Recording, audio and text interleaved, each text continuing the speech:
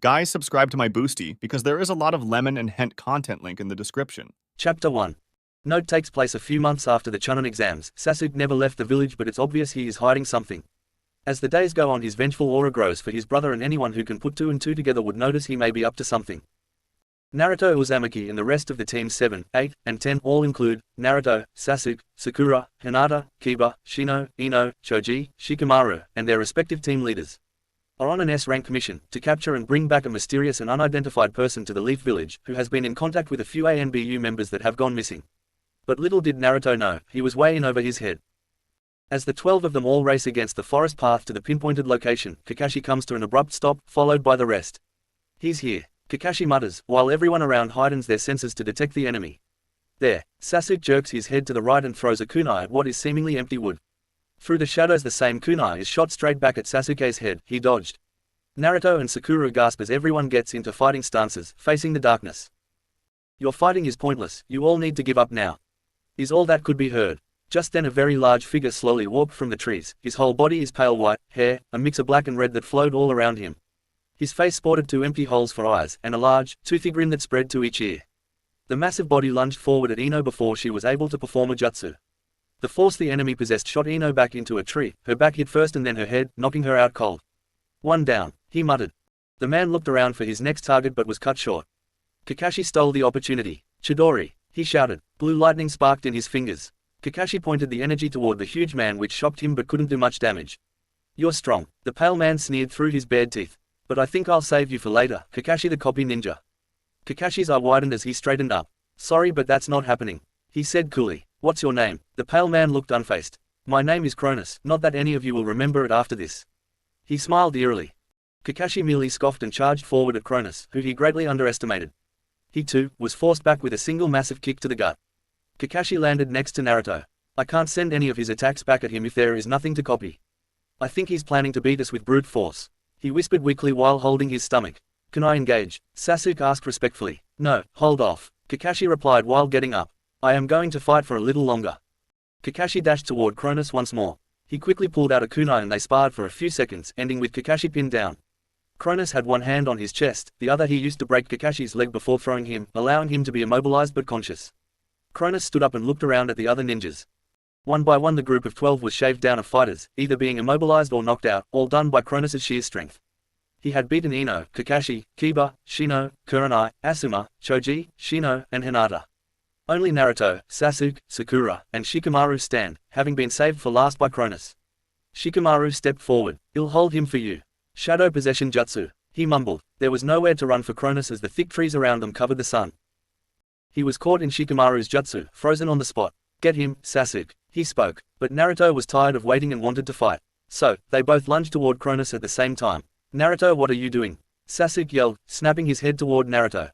"Ha, foolish kids. I hope the village sends someone more competent next time." The pale villain sneered. As soon as both Naruto and Sasuke's feet were engaged with Cronus, the two holes in his face that were meant to be eyes glowed blood red, and the two young boys were gone.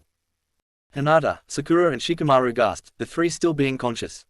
"Where did they go?" Kakashi yelled at Cronus, who laughed manically and screamed, "You will never see those two brats again." Kakashi Hataki, S Precious Uchiha and Jinchuriki, Hahahaha. He continued to laugh as Kakashi's eyes widened in horror. Even though the three teams won the battle as Shikamaru continued to hold Cronus while Sakura healed some of the group, allowing the rest to be carried by the able until they could get to a Leaf Village hospital, they still lost two precious Leaf members. Cronus was transported to a Leaf interrogation center so they might find a way to bring Naruto and Sasuke back, hopefully alive. Chapter 2. As soon as Naruto and Sasuke contacted Cronus, they instead went flying into a wall. "What the?" Naruto shouts as he rubs his leg for comfort. Sasuke shoots him a dirty look. "Naruto, why the hell did you go after Cronus? Maybe if you just stayed put we would be." He paused. Naruto looked at him questioningly. "What is it? Where did his, whatever it was, send us?" Sasuke asked himself while looking around, not expecting Naruto to know a thing. They were in a very small room, with a red table, 3 seats, and 2 large red doors. "Stand back, Naruto," Sasuke shouts, Naruto complying. He gets into a fighting stance, ready to kick the door open, but instead the doors slide open with a ding.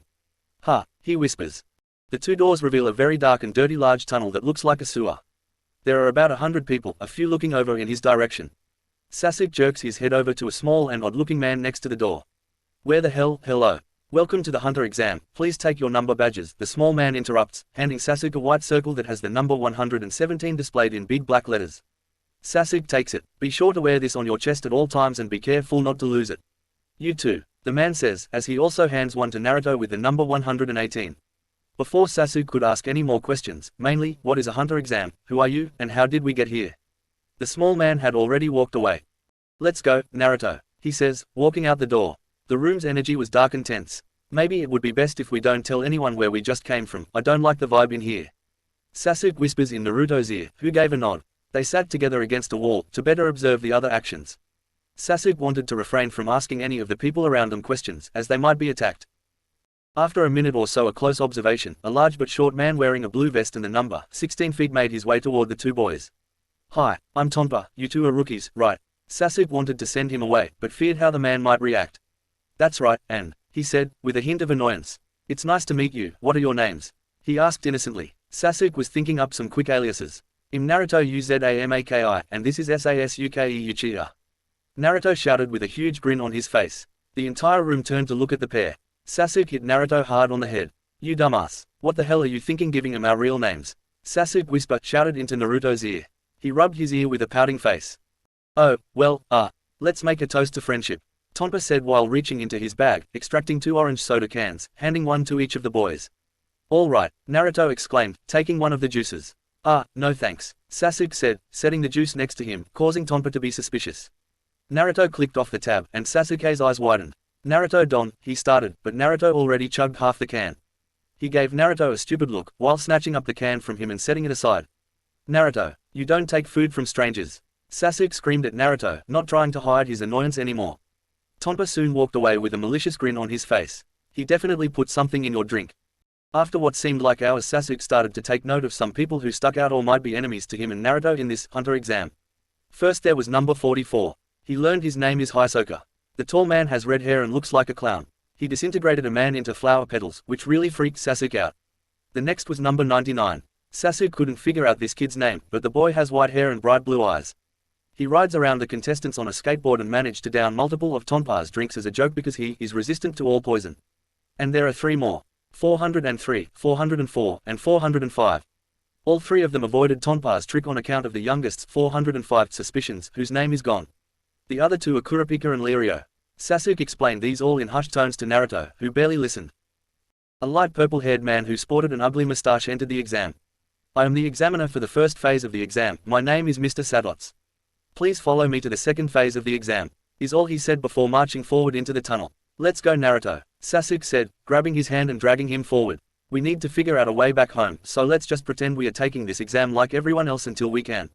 Sasuke said to Naruto, pulling him close so no one else was able to hear.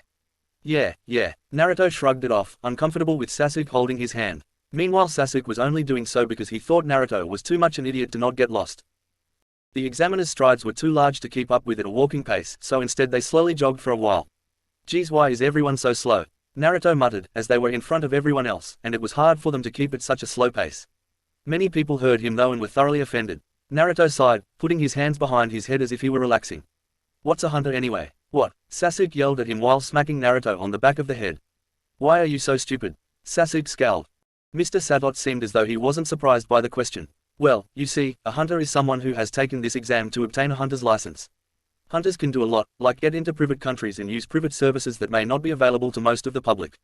A hunter's job is to do more dangerous things that the average person can't. And the examiner left it at that, allowing Sasuke to think about it himself. Hours later, about a third of the 400 or so people had already dropped out. Weaklings, Sasuke thought. The pace had also greatened since then, but the 2 boys still were unable to run like they do on missions. More of a fast jogging pace. Sasuke was lost in thought when he suddenly got jolted to focus from Naruto's loud stomach. He raised a questioning eyebrow. Naruto, what's the matter, didn't you eat this morning? Sasuke asked. Well yeah, I had instant ramen but. His stomach let out another loud noise. It's probably from that spiked drink you took. Sasuke shook his head while looking back at Tonpa, who let out a large grin. Oh man, I really have to go, Naruto said through a scrunched up face. Sasuke looked over at him with disgust. It's your own fault for being so stupid, Naruto. Chapter 3. Recap. Hours later, about a third of the 400 or so people had already dropped out. Weaklings, Sasuke thought. The pace had also greatened since then, but the 2 boys still were unable to run like they do on missions. More of a fast jogging pace. Sasuke was lost in thought when he suddenly got jolted to focus from Naruto's loud stomach. He raised a questioning eyebrow. Naruto, what's the matter, didn't you eat this morning? Sasuke asked. Well yeah, I had instant ramen but. His stomach let out another loud noise. It's probably from that spiked drink you took. Sasuke shook his head while looking back at Tonpa, who let out a large grin. Oh man, I really have to go, Naruto said through a scrunched up face. Sasuke looked over at him with disgust. It's your own fault for being so stupid, Naruto. Sasuke's POV. I continued to run, ignoring the useless kid next to me, when all of a sudden I heard Naruto complain again. Hey, watch where you're, he started. What is it now? I groaned. Another voice chimed in. I looked over to Naruto to see a kid the same height as him, with big and spiky green hair and a matching pair of green eyes. The unknown kid also wore a very ugly, bright green outfit and boots. Hey there, I'm so sorry, the boy in green said, with serenity on his face. Another kid ran next to him, number 99, the white-haired boy. I didn't mean to run into you. The green kid started, asking for a name. The bubbly idiot of a partner I have took the bait. Oh, I'm Naruto Uzumaki, nice to meet ya. Well how about you? He yelled in significant tones. The new kid replied, you can call me Gon. And this is Killua. Gon replied energetically, motioning over to his new friend with cat-like eyes. We were just racing to see who could finish first. He continued. I roll my eyes. How trivial. Oh cool. The dumbass yells. Hey Sasuke. I shoot him a glare. It's one thing to reveal his own name but give away mine. I swear if he asks me to, we should race too. Maybe I should agree just so I could kick his ass, and Uchiha like me is way faster than an idiot like him. I contemplated, settling on a decision. Naruto, how could we race if we are supposed to stay behind the examiner? We are already at his tail. Naruto looked back at me, obviously brain dead. Just then the purple-haired monkey dude who we were following turns his head slightly and says, you four can race to the end, it's just ahead, but be sure to wait at the gate. And with that the white-haired boy named Killua immediately bolts forward like lightning. Gon and Naruto scream objections before following in his footsteps. Oh brother, and with that I race forward as well. To be honest, Killua was very fast, almost as fast as someone like Kakashi, I thought. I was able to get neck and neck with the kid. He clenched his teeth in annoyance when he saw me. I merely smirked at him. Hurry up Gon, he yelled to his friend behind us, before fixing his gaze back to me. Where did you learn to be so fast? The stranger questions. Under normal circumstances I wouldn't comply to a stranger's questions, but this kid has piqued my interest. What can I say? I'm an Uchiha. I say cockily on purpose, to see how Killua might react. Uchiha. Never heard of that name. I stared darts over at him. Someone who doesn't know what an Uchiha is. That's almost impossible. We are one of the most famous clans in the world, especially after Itachi. Have you lived under a rock your whole life? I ask him, being careful not to give the stranger any more information as he might grow suspicious. Killua glanced sideways at me for a few seconds. No, on a volcano, actually. I'm a Zoldyck, you may have heard of them. He replies with obvious sarcasm in his voice. I became a little worried. I have no idea what a Zoldyck is. Before he could press more questions, I pushed my legs harder, bouncing off the sides of the tunnel to go further. Naruto, get over here. I yelled back to him while still running faster. I knew he was busy talking to Gon before. After a minute Naruto finally caught up to me, the other boys being left behind. Wow, Gon is really nice. I nod my head. Naruto, these people don't know what an Uchiha is. And the white-haired boy named Killua claimed to be a part of some famous heritage called the Zoldykes. I said seriously. Naruto picked up quickly. What? Someone who doesn't know what an Uchiha is? Are we on the other side of the world or something? He said in a surprised, joking tone. Actually, I think we are on a different world. I let that sink in to see how he would take it. I believe he was too shocked, as all he responded with was a mere nod. I look over at him concerned. Hey, you alright? Naruto looks down at the wall we were running along. Yeah, I'm fine. It didn't sound very convincing. Could he really be that worried? Naruto's POV. I look down at my feet. Yeah, I'm fine. I reply. The truth was I wasn't fine. My stomach really hurt. I felt like passing out. On top of that, Sasuke just laid some heavy theories on me. A different world. How can that be? Cronus has a very powerful Justu. I'll never be able to see Kakashi, or Sakura, Hinata or anyone from our world again. I felt like crying. The only one I have left is Sasuke and he. I look over to Sasuke and realize he's observing me. He might not be that bad. Letting out a sigh of defeat, I look back at my feet. Sasuke, I don't think I will make it, I whispered, before I fainted like a moron and fell to the tunnel floor.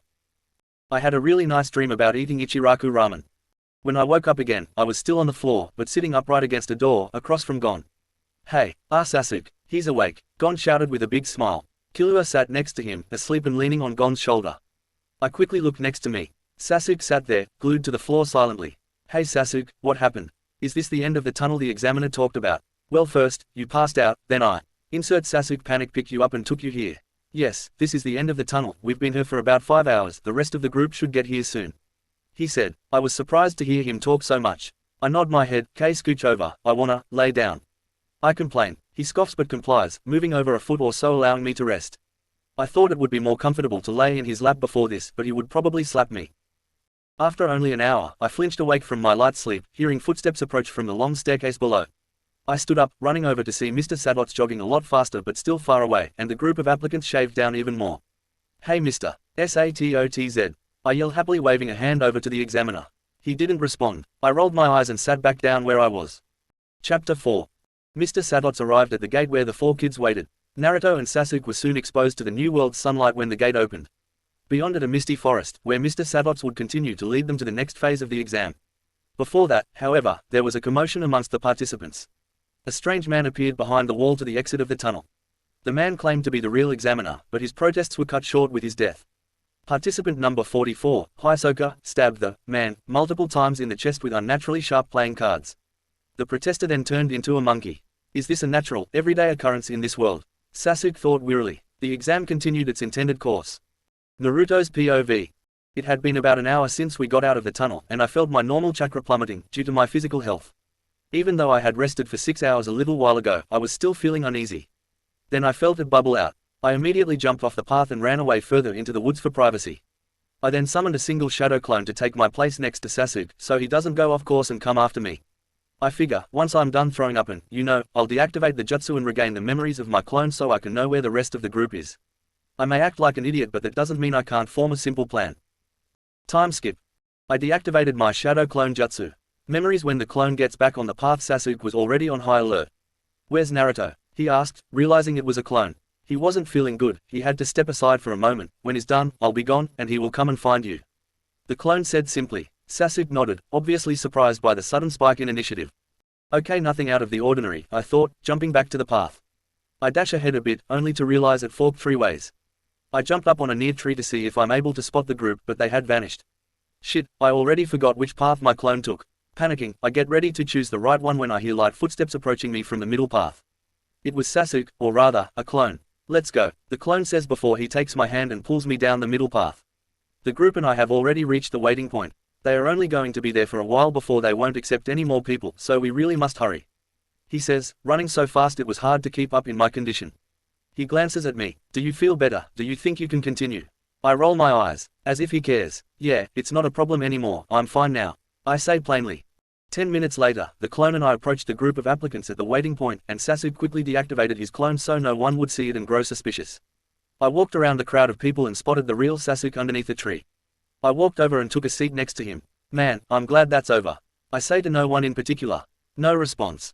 I fell asleep again, and when I woke up, I felt so much better. I didn't have stomach pain anymore. I realized that Sasuke fell asleep too. He was leaning on my shoulder, and my head rested on his. I quickly moved out of the situation, waking up Sasuke.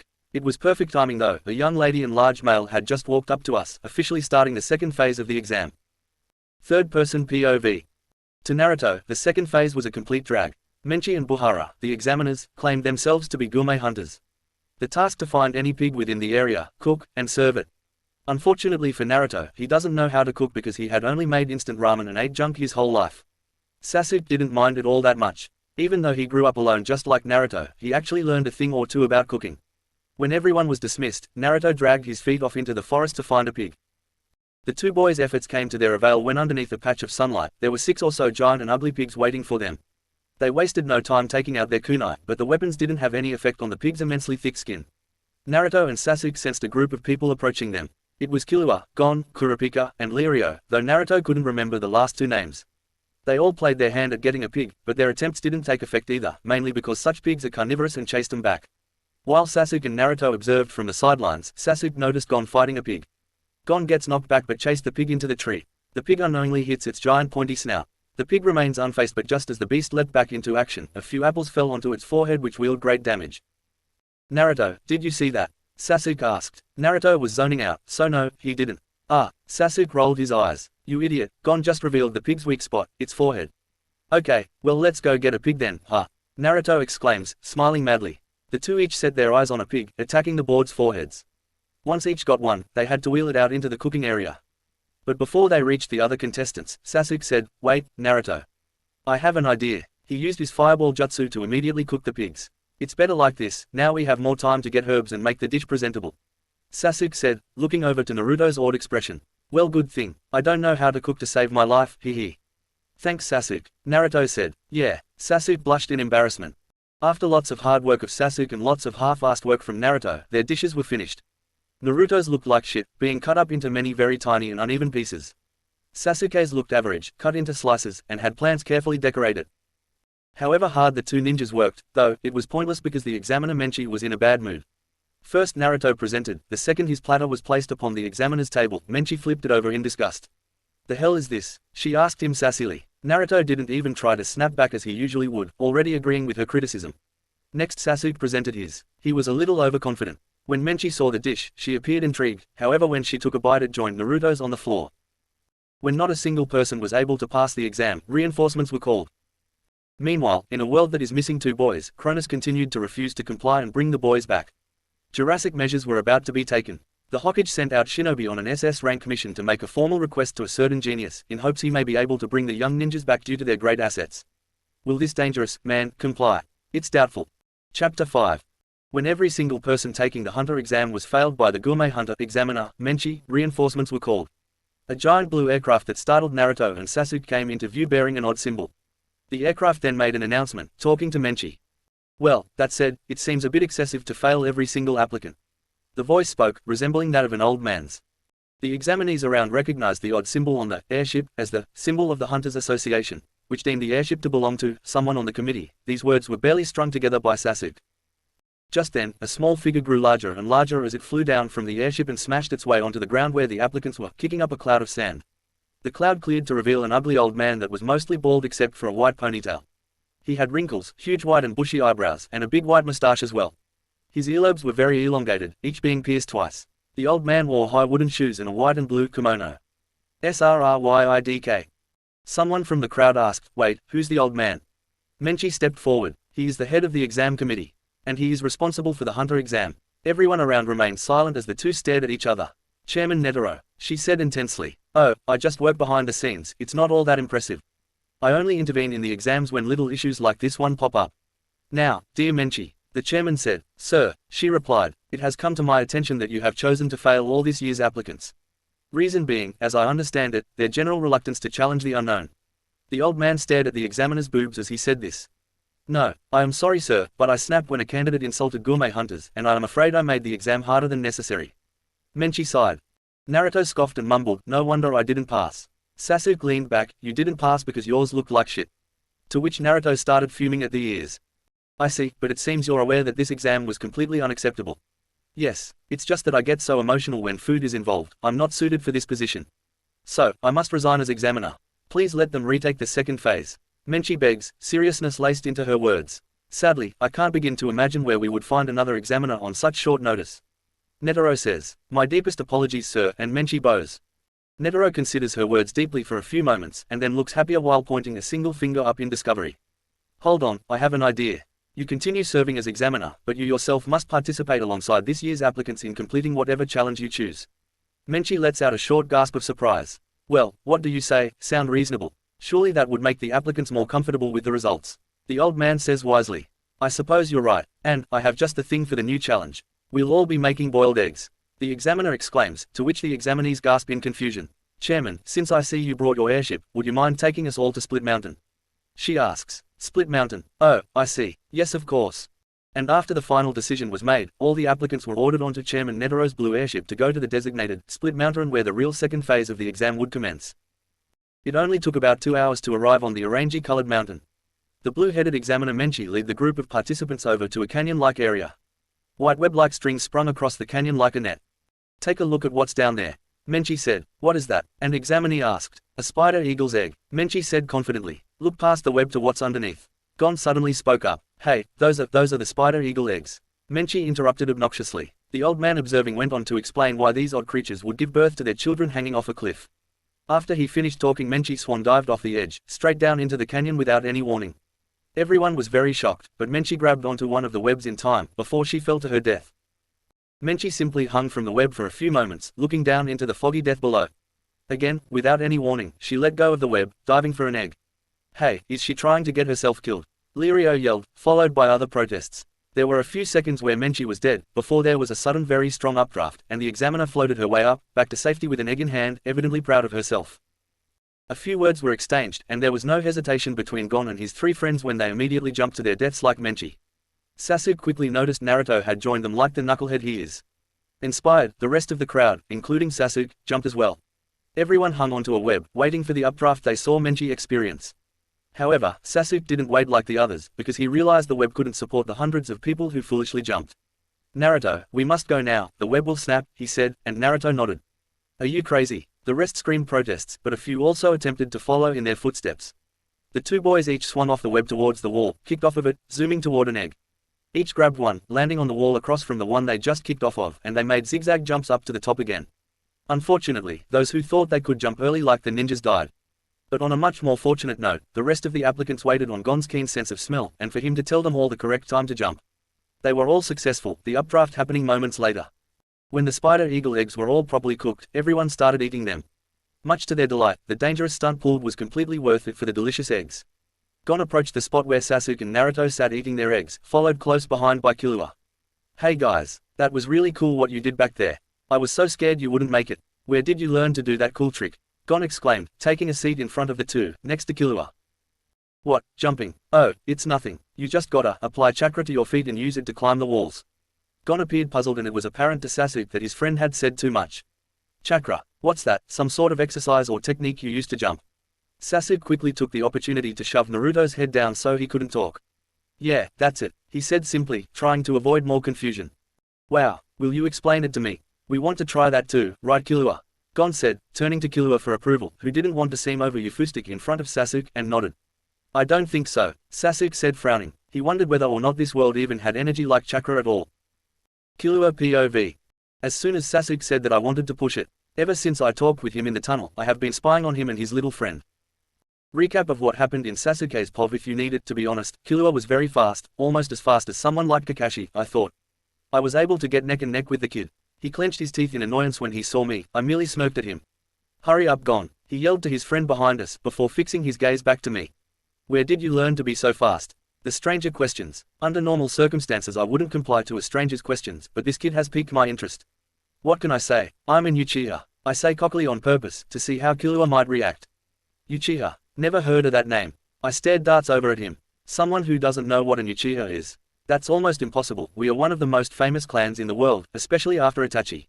Have you lived under a rock your whole life? I ask him, being careful not to give the stranger any more information as he might grow suspicious. Killua glanced sideways at me for a few seconds. No, on a volcano, actually. I'm a Zoldyck, you may have heard of them. He replies with obvious sarcasm in his voice. I became a little worried. I have no idea what a Zoldyck is. End recap. The boys came to this exam in very odd clothing, both wearing some sort of headpiece with a metal plate bearing an unfamiliar symbol. What kid in their right mind would deliberately choose to wear such a horrid bright orange jumpsuit? I had heard Sasuke's yellow-haired friend, Naruto, ask the examiner what a hunter is. Why would he be at this exam if he didn't know? And who doesn't know what a hunter is anyway? It was also odd that someone who I had never heard of would be able to surpass my speed. He also claimed to be an Uchiha, as if I should know what it means. Is that the name of a gang the two boys are in? Does the symbol on their headpieces coincide with this gang? When I decided to push it and reveal my family name, he looked as though he was scared, though that is most likely because the Zoldyck family is feared by everyone as assassins. Ever since then I took the liberty to spy on these two mysterious boys. It wasn't for a while until I noticed the next strange occurrence. When we were running outside of the tunnel to the second phase of the exam inside the forest, I saw that Naruto jumped off course into the bushes, almost immediately jumping back in. He started talking to Sasuke, but I wasn't able to hear what the two were saying. I continually stayed on high alert during the run to the second phase of the exam, and my efforts did come to avail. Once we finally stopped walking, I watched Sasuke walk with Naruto over to a tree.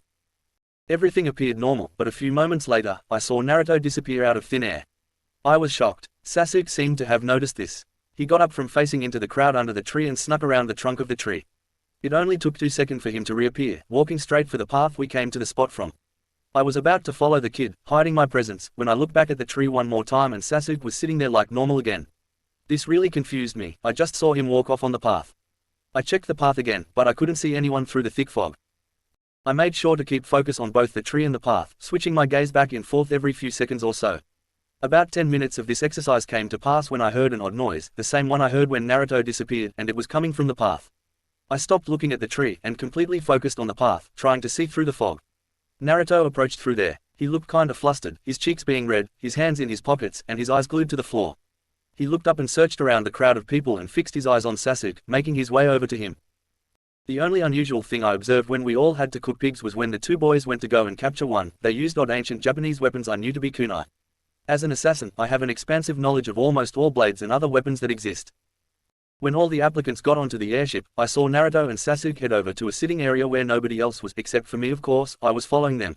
They both sat together on a couch. Nothing seemed too suspicious up until this point. Sasuke turned his body from facing forward to leaning against the edge of the couch.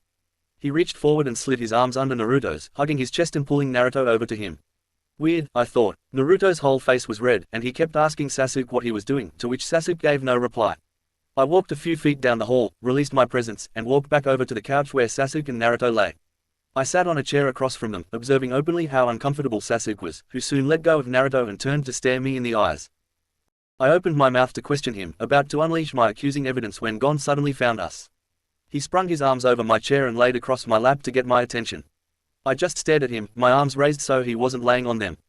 Gon turned around so he was laying on his back instead and was looking in my eyes, his hand behind his head all nonchalantly. This went on for what felt like minutes, when he sat up straight, still in my lap but facing me, legs on each side of my thighs. Gon placed his arms around my neck. Carry me Killua, let's go. He yelled very positively. At this point I was practically sweating from embarrassment or whatever it was, but I got up and carried Gon out of the room. Why do I care so much about them anyway? I contemplated. My focus averted from that, and I looked down to Gon, who still clung around my neck. His face was buried in my chest for some reason. It's because I want to protect him. What? No. Wow, I really got off track there. Anyways, when Naruto mentioned their impossible technique called chakra, and Sasuke blew it off, saying that he couldn't teach me and Gon, I just about blew up. Not because I wanted to learn the technique that badly, but because I had it with their suspicious antics. And why the heck can't you teach us, huh, Sasuke Uchiha? I said through a menacing tone, and deadly eyes, looking straight into his. I really wanted to get to his core and find out what was going on with them. These people aren't normal. Sasuke's POV. He shot daggers at me, but I wasn't having it. We don't have the time, sorry. I said, just as serious as Killua. He continued to glare at me. It was clear there was something bubbling inside him that he wanted to say. I know about your secret, is all he said. His words struck me to my core. Could he be serious? I tried to show no emotion to his response, in case it was a bluff, and he was only suspicious of us. I was mostly successful in concealing myself, but I guess Naruto wasn't. I heard him give a little gasp, his eyes wide with terror. Killua averted his gaze from me to Naruto, giving him a coy smile. What do you mean Killua, what secret? Gon suddenly asked, which surprised the three of us. Killua was stunned but quickly recovered, turning back to look me in the eyes before talking. Maybe I don't know your whole secret, but I've seen enough to have a pretty good guess, Sasuke. I smiled at him, trying to push his buttons. Humor me, Killua. What have Naruto or I done that is suspicious enough to accuse me of having a secret? Killua didn't crack or didn't step down. You would like to hear my list. That's fine. All I ask is you answer some questions. Killua said while folding his hands and resting his head on top of them all businesslike. I won't guarantee it, sorry. I said, still concealing how nervous I was about this list of his. As expected, he went in order, starting with mine and his encounter with each other during the first phase of the exam. First, both of you have come to this exam wearing odd clothes and a headpiece that has a gang symbol on it. I barely held a laugh in. Gang symbol. I looked over at Naruto, whose face remained completely normal except he was crying. Naruto slowly turned to look at me and then burst out into laughter. I clapped a hand over his mouth and returned my focus to Killua, accidentally letting out a smile. Ignoring the rude gesture, Killua continued. Sasuke, what is an Uchiha, and what about being one makes you so powerful? He asked, sincerely curious. This time, I got serious too. After choosing not to say anything for a few seconds, contemplating my answer, Killua started up again. Well, that's fine. We'll come back to that. Next, when we were running in the forest, mine and Naruto's eyes both widened. Did he see our clones? I saw Naruto act strangely, jumping in and out of a bush. I also saw him disappear, along with Sasuke disappearing and reappearing under a certain tree. Would you like to explain that? I started to panic even more. There was no excuse. Killua, this is a little far. Why is it so important to integrate him just to learn a secret that won't benefit us? I saw a flicker of light flash through Killua's eyes as he glanced over to Gon, a mixture of confusion and sadness on his face. Gon, I just want to make sure we're safe, that's all. We can't trust these guys until I know what they're hiding isn't dangerous to us. Seriously, that's all. I look over to Naruto, maybe his over-euphoristic self would have a plan. He was already looking at me in almost the same way. Sasuke, I think it's okay. I completely trust Gon, I just know he is a great person, believe it. And if Gon trusts Killua, I will too. If you don't mind, could I answer all his questions? Naruto wasn't goofing off, he was completely determined, and I admired it, so I gave Naruto a go-ahead nod. Killua, I know you're concerned. Naruto started, the two strangers' attentions fully on him. I'll answer any questions you have. First, the Uchihas, he gestures to me, are a clan. The clan possess a Kekgenkai, the Sharingan. I'll explain further. A Kekgenkai is a type of I guess power that someone can possess only through bloodline. It isn't something you can learn. The Sharingan in particular is a dojutsu where the user is able to gain perceptive abilities and copy their opponent's moves. Naruto paused to find his audience shocked. Gon and Killua was so lost, while I was so impressed that Naruto even knew the basics of a Sharingan, let alone his choice of vocabulary and knowing what a dojutsu and Kekgenkai is. Okay, yeah, let's back this up. What is the confusion here? I stare at him, never mind, he is stupid. Naruto, I'll just take it here. You can't just start in the middle like that, you must go to the very beginning. Chapter 6. Naruto's POV. Naruto, I'll just take it from here. You can't just start in the middle like that, you must go to the very beginning. Sasuke says, it's fine Sasuke, I got it. I'll start over. Me and Sasuke aren't from here. Not even from this world. I know it might be hard for you two to understand, but it's the truth. Sasuke and I were fighting a powerful criminal named Cronus when he used a powerful jutsu, or in other words magic technique, SRRY guys, that sounds stupid IDK, how to explain that sent me and Sasuke here. I stopped to make sure they were following good. Okay, I think I understand. Oh wow, that's amazing. Gon screamed over Killua. Good, I will continue. In our world, we have villages that are inside separate countries. Sasuke and I live inside a village called Konoha, or village hidden in the leaves, which is inside the country of fire. Got it, what a stupid name, Killua interjected. I agree. Anyways, each of these villages are led by a kage. This is a person who has been elected village leader. Each village has a different kage. For example, Konoha has a Hokage, her name is Tsunade. And the village hidden in the sand, our ally, has a Kasakage. Some villages, like ours, have ancient clans that were made at the start of the village. Each clan has a different power, or as I explained earlier, a Kekgenkai. Sasuke is of the Uchiha clan that has, I paused and looked at Sasuke who had the essence of sadness upon his face. Has been dispersed. Sasuke is the second last Uchiha. Do you have any questions so far? I cut it short, not wanting to go into detail for Sasuke's sake. I do. How do your people perform a jutsu? Gon asked. We use the chakra I mentioned earlier. Chakra is made inside a person from a mixture of their physical and spiritual energy. After we have mustered up chakra, we apply it to hand signs, which helps your chakra take form and do what you want it to. For example, this is a Jonin level jutsu called the Shadow Clone Jutsu, I said, while performing the hand signs. Shadow Clone Jutsu, I said clearly and made 5 clones of myself. Gon clapped and cheered in awe. Killua remained silent, but I could tell he admired my trick. I released my clones and sat back down. Do you get it now? Yay, that was totally awesome. Suddenly Sasuke interjected, squinting his eyes in thought. I have an idea. Naruto, you're good at chakra infusion, right? Try to give Gon some chakra and teach him the clone hand signs. He ordered, which piqued my interest. I was curious to see what would happen when I put his idea to the test. Gon seemed very giddy at the idea as well. Gon and I stood up. I summoned forth some chakra into my hands and tried my best to mentally connect mine and Gon's hypothetical chakra puzzle-like pieces as I placed both of my chakra-infused hands on his shoulders, allowing it to flow into him. I opened my eyes from deep focus and looked at him. Gon, I want you to do these hand signs with your hands. He showed him the ran hand sign, I think, and then say clone jutsu. Got it? Yes, he shouted enthusiastically before performing the jutsu. I was 100% sure this wouldn't work. Even Kurama said so. Bro, this is so not happening. Yeah, I know, right? Imagine if it were. Gon produced a very ugly and weak clone that looked like. Oops, this image does not follow our content guidelines. To continue publishing, please remove it or upload a different image. This, but for Gon. Holy shit, he almost did it even though he has never been exposed to chakra before and it's his first time.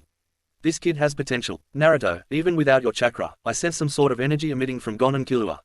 It's not chakra though. You should try and get the other guy to do the same but without chakra. Right, I accidentally say out loud, which causes them all to look at me questioningly. I shrug it off. Killua, I'm going to need you to do the same. I look to him, waiting for him to start weaving the hand sign, but he stands idly still. Killua, aren't you going to give me chakra? Oh, no, I have sensed some sort of energy coming from your people even without my chakra. Your energy is the strongest. I'd like to see what the outcome would be if you performed the jutsu without it. Sasuke shot me a look. Naruto, there is no way in hell you sense powerful energy, admit that it was the never mind.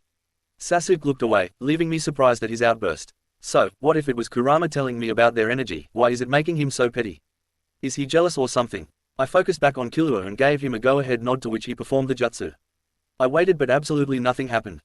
Hey brat, I have another idea. What is it, Kurama? You should check his chakra signature and compare it to the green-haired kid. If he still has a chakra signature, I think I know what's happening. Could you just explain it to me? Fine, Gon has already used the chakra you gave him, but he still has his own energy.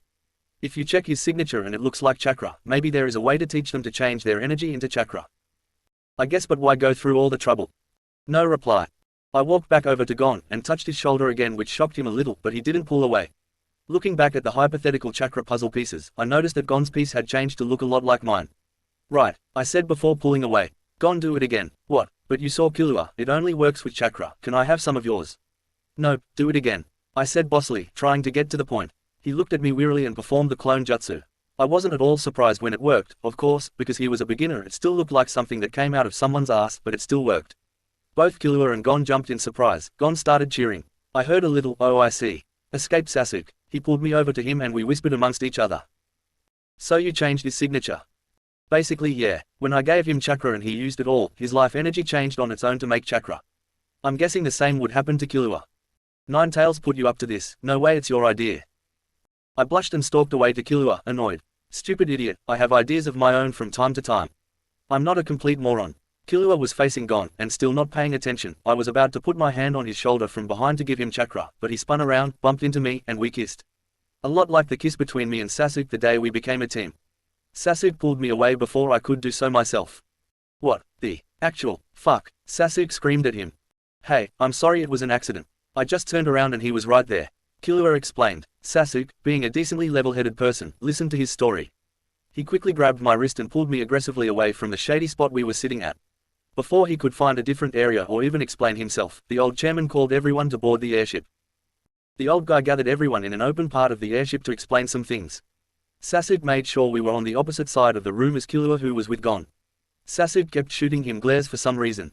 I half listened to what Netero had to say. I'd like to properly introduce myself. Blah blah blah. Netero. Blah. Green guy interjects. We are. Blah. 8 AM. He finished saying something about dinner for us and that we could go to sleep. I didn't bother to listen to anything the pair had to say. I was busy shooting glances at Sasuke and wondering about what had happened earlier. When everyone was dismissed, Gon and Killua got excited about something, talking to each other before running off. Sasuke watched bitterly and then turned to talk to me. Well, he said we can sleep, so let's go. I nodded my head and followed him silently to the place we were the first time we were on the airship. The sitting lounge, the place where he did that other thing. There was only one other person in the area at the time, but they were out cold from exhaustion. Sasuke sat down on the couch and started to lay on one end, me on the other. I tried for an hour or so to get some rest, but certain thoughts kept me awake. When we were here earlier, we were just waiting on the couch like normal when he unexpectedly grabbed me and forced me to lay down on him.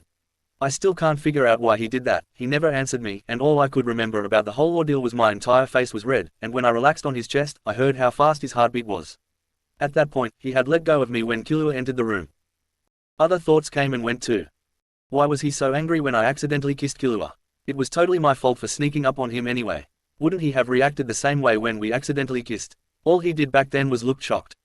I finally let it go and fell asleep when I decided that I didn't care anyways. Meanwhile, someone else was still awake too. Sasuke POV. I get onto the couch, keeping a close eye on the random guy sleeping on the other one. I'm just paranoid like that. Naruto gets onto my couch too. He lays down to go to sleep, on the opposite end though. Wish he would come over here and lay with me willingly, not like I made him do earlier. Wait, what? I started thinking to myself like an insane person. Lately I've been having a lot of trouble with things I feel inside. Today was a big eye-opener. I've known for a while that I don't like girls. It was like a rule in my head. I realized that the day I joined Team 7. Before today, I would have said, I don't know why I found out that day, but now I think I know. It's because he kissed me. I think back to all the things that have happened between me and him in the past. Like when he saved me from Haku with his 9 tails in the land of waves. When he convinced me to come back with him to the village over a fight when I was about to run away to Orochimaru after the Chunin exams. That was a big blow to the gut. I started thinking about the things that happened today. I don't know why I grabbed Naruto earlier when we were sitting here. I was just staring at him and his calm, emotionless face. Something came over me that made me want him to show emotion to me and me alone. I wanted him close, so I made it happen. I just got so annoyed when he didn't comply. It's so fucking obvious Naruto doesn't like boys, or at least I'm positive he likes girls. And then there was the Killua incident. It's such a blur now, I honestly don't know what happened. I just made fun of Naruto like I always do, and he got mad. I didn't care so much, but then he went over to Killua and then it happened. I think that it was a genuine accident, but part of me wants to believe that Naruto kissed him on purpose to make me annoyed too. But then again, he doesn't know I like him, so that's probably not the case. Chapter 7. Naruto POV. I woke up early the next morning, ready for the third phase of the exam, when I immediately started to freak out. Somehow, in my sleep, I ended up between the back of the couch and Sasuke's arms. He was still sleeping. What's a guy supposed to do in this situation? I tried sitting up, but he had a tight grip. I had just enough wiggle room for my arm to poke him on the shoulder. "Sasuke," I whispered into his ear, which woke him up. He opened his eyes, and all he could see was obviously me. Our faces were an inch apart. He started stuttering. He sat up and looked away from me, but I could see that his ears were red.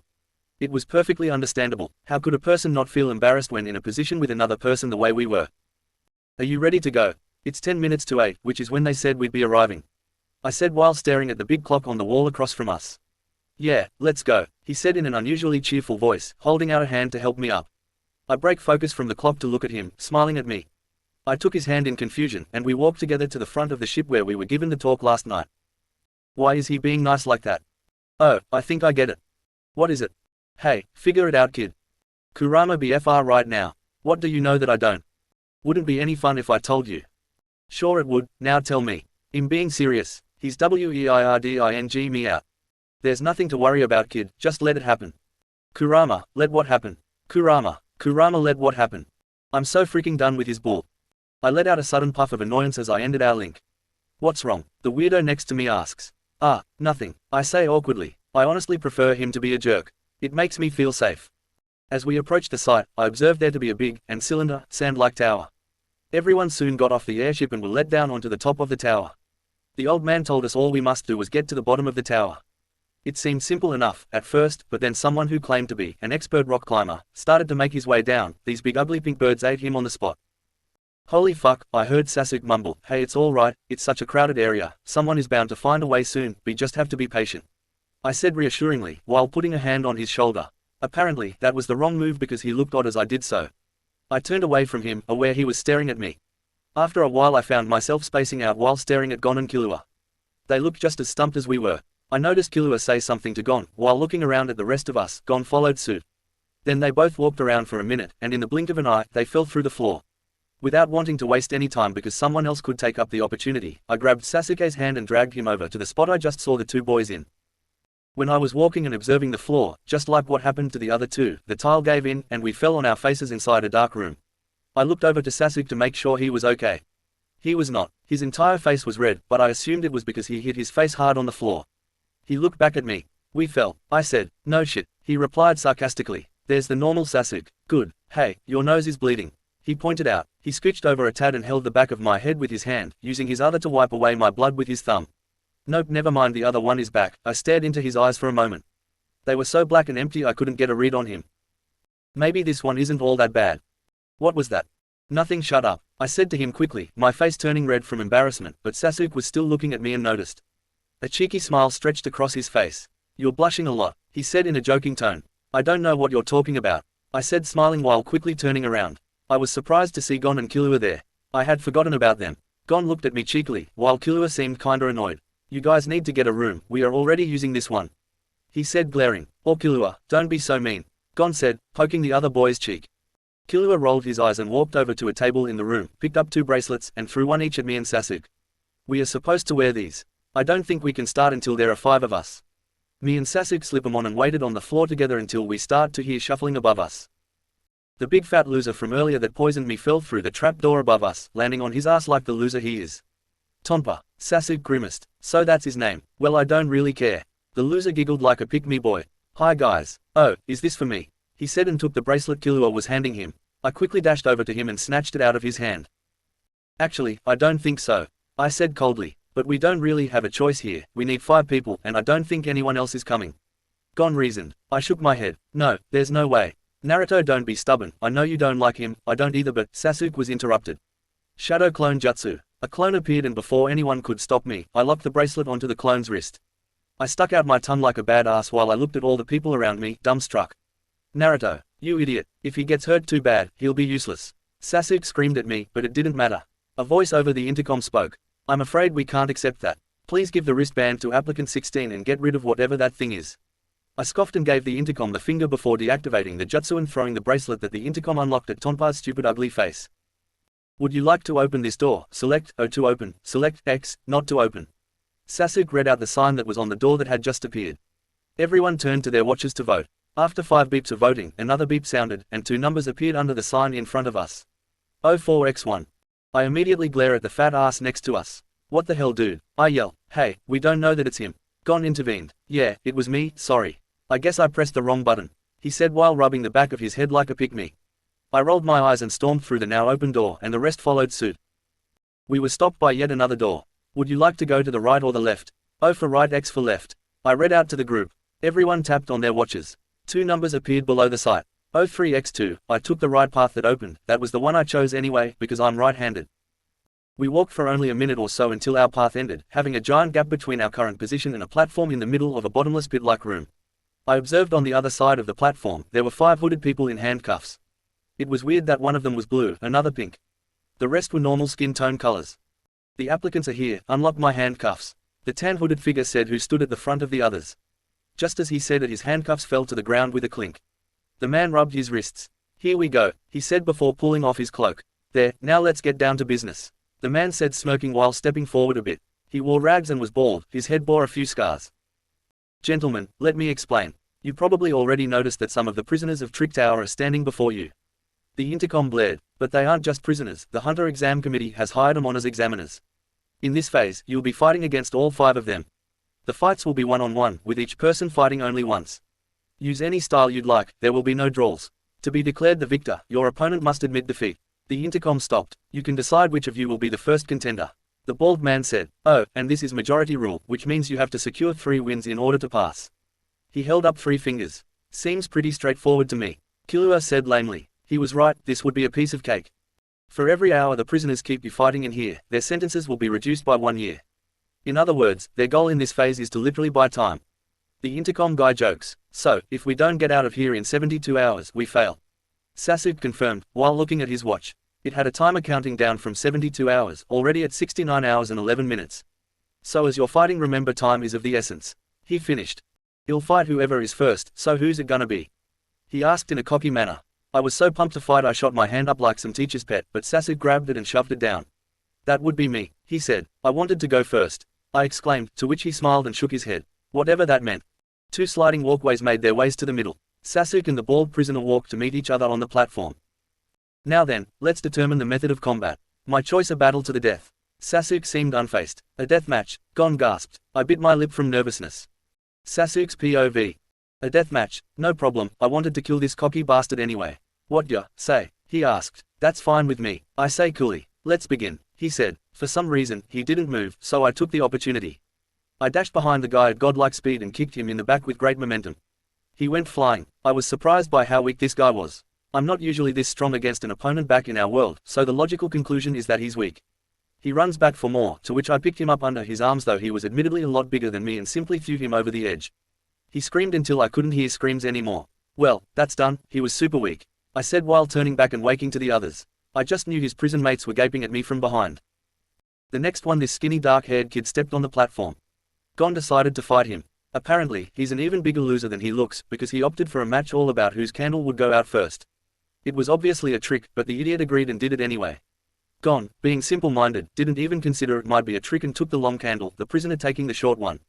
It seemed as though the match would just last forever at first, wasting our time, but then Gon's small flame ignited into a big one. Though simple-minded, the kid was cheeky enough to jump over to the opponent in time and blew out his candle, winning the match. The next round, the ugliest guy I've ever seen steps onto the platform to fight Tonpa.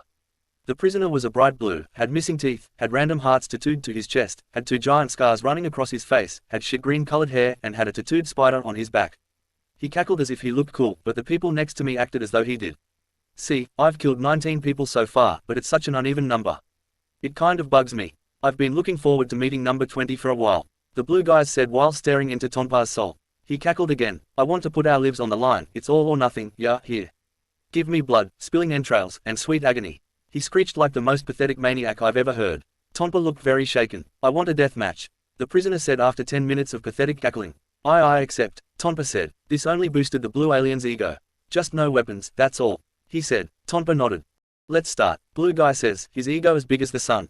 He flexed his muscles. Tonpa acted as though he were gathering up energy for a special move.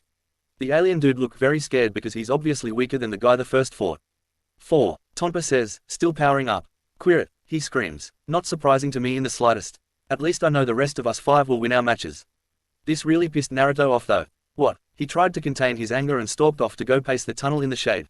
I thought back to the thing I said I would do last night and approached him. Don't worry Naruto, he's just a weakling. I know you will win, and so will Killua. We can still get out of here, I said while stopping his pacing by grabbing a hold of both his shoulders. I feel his chakra cool down. The next prisoner enters the ring as she takes her hood off to reveal a woman that has pink skin and huge bright pink hair. I'm next, she said. I am too, Naruto said, coming out of his mini tantrum and ready for a fight.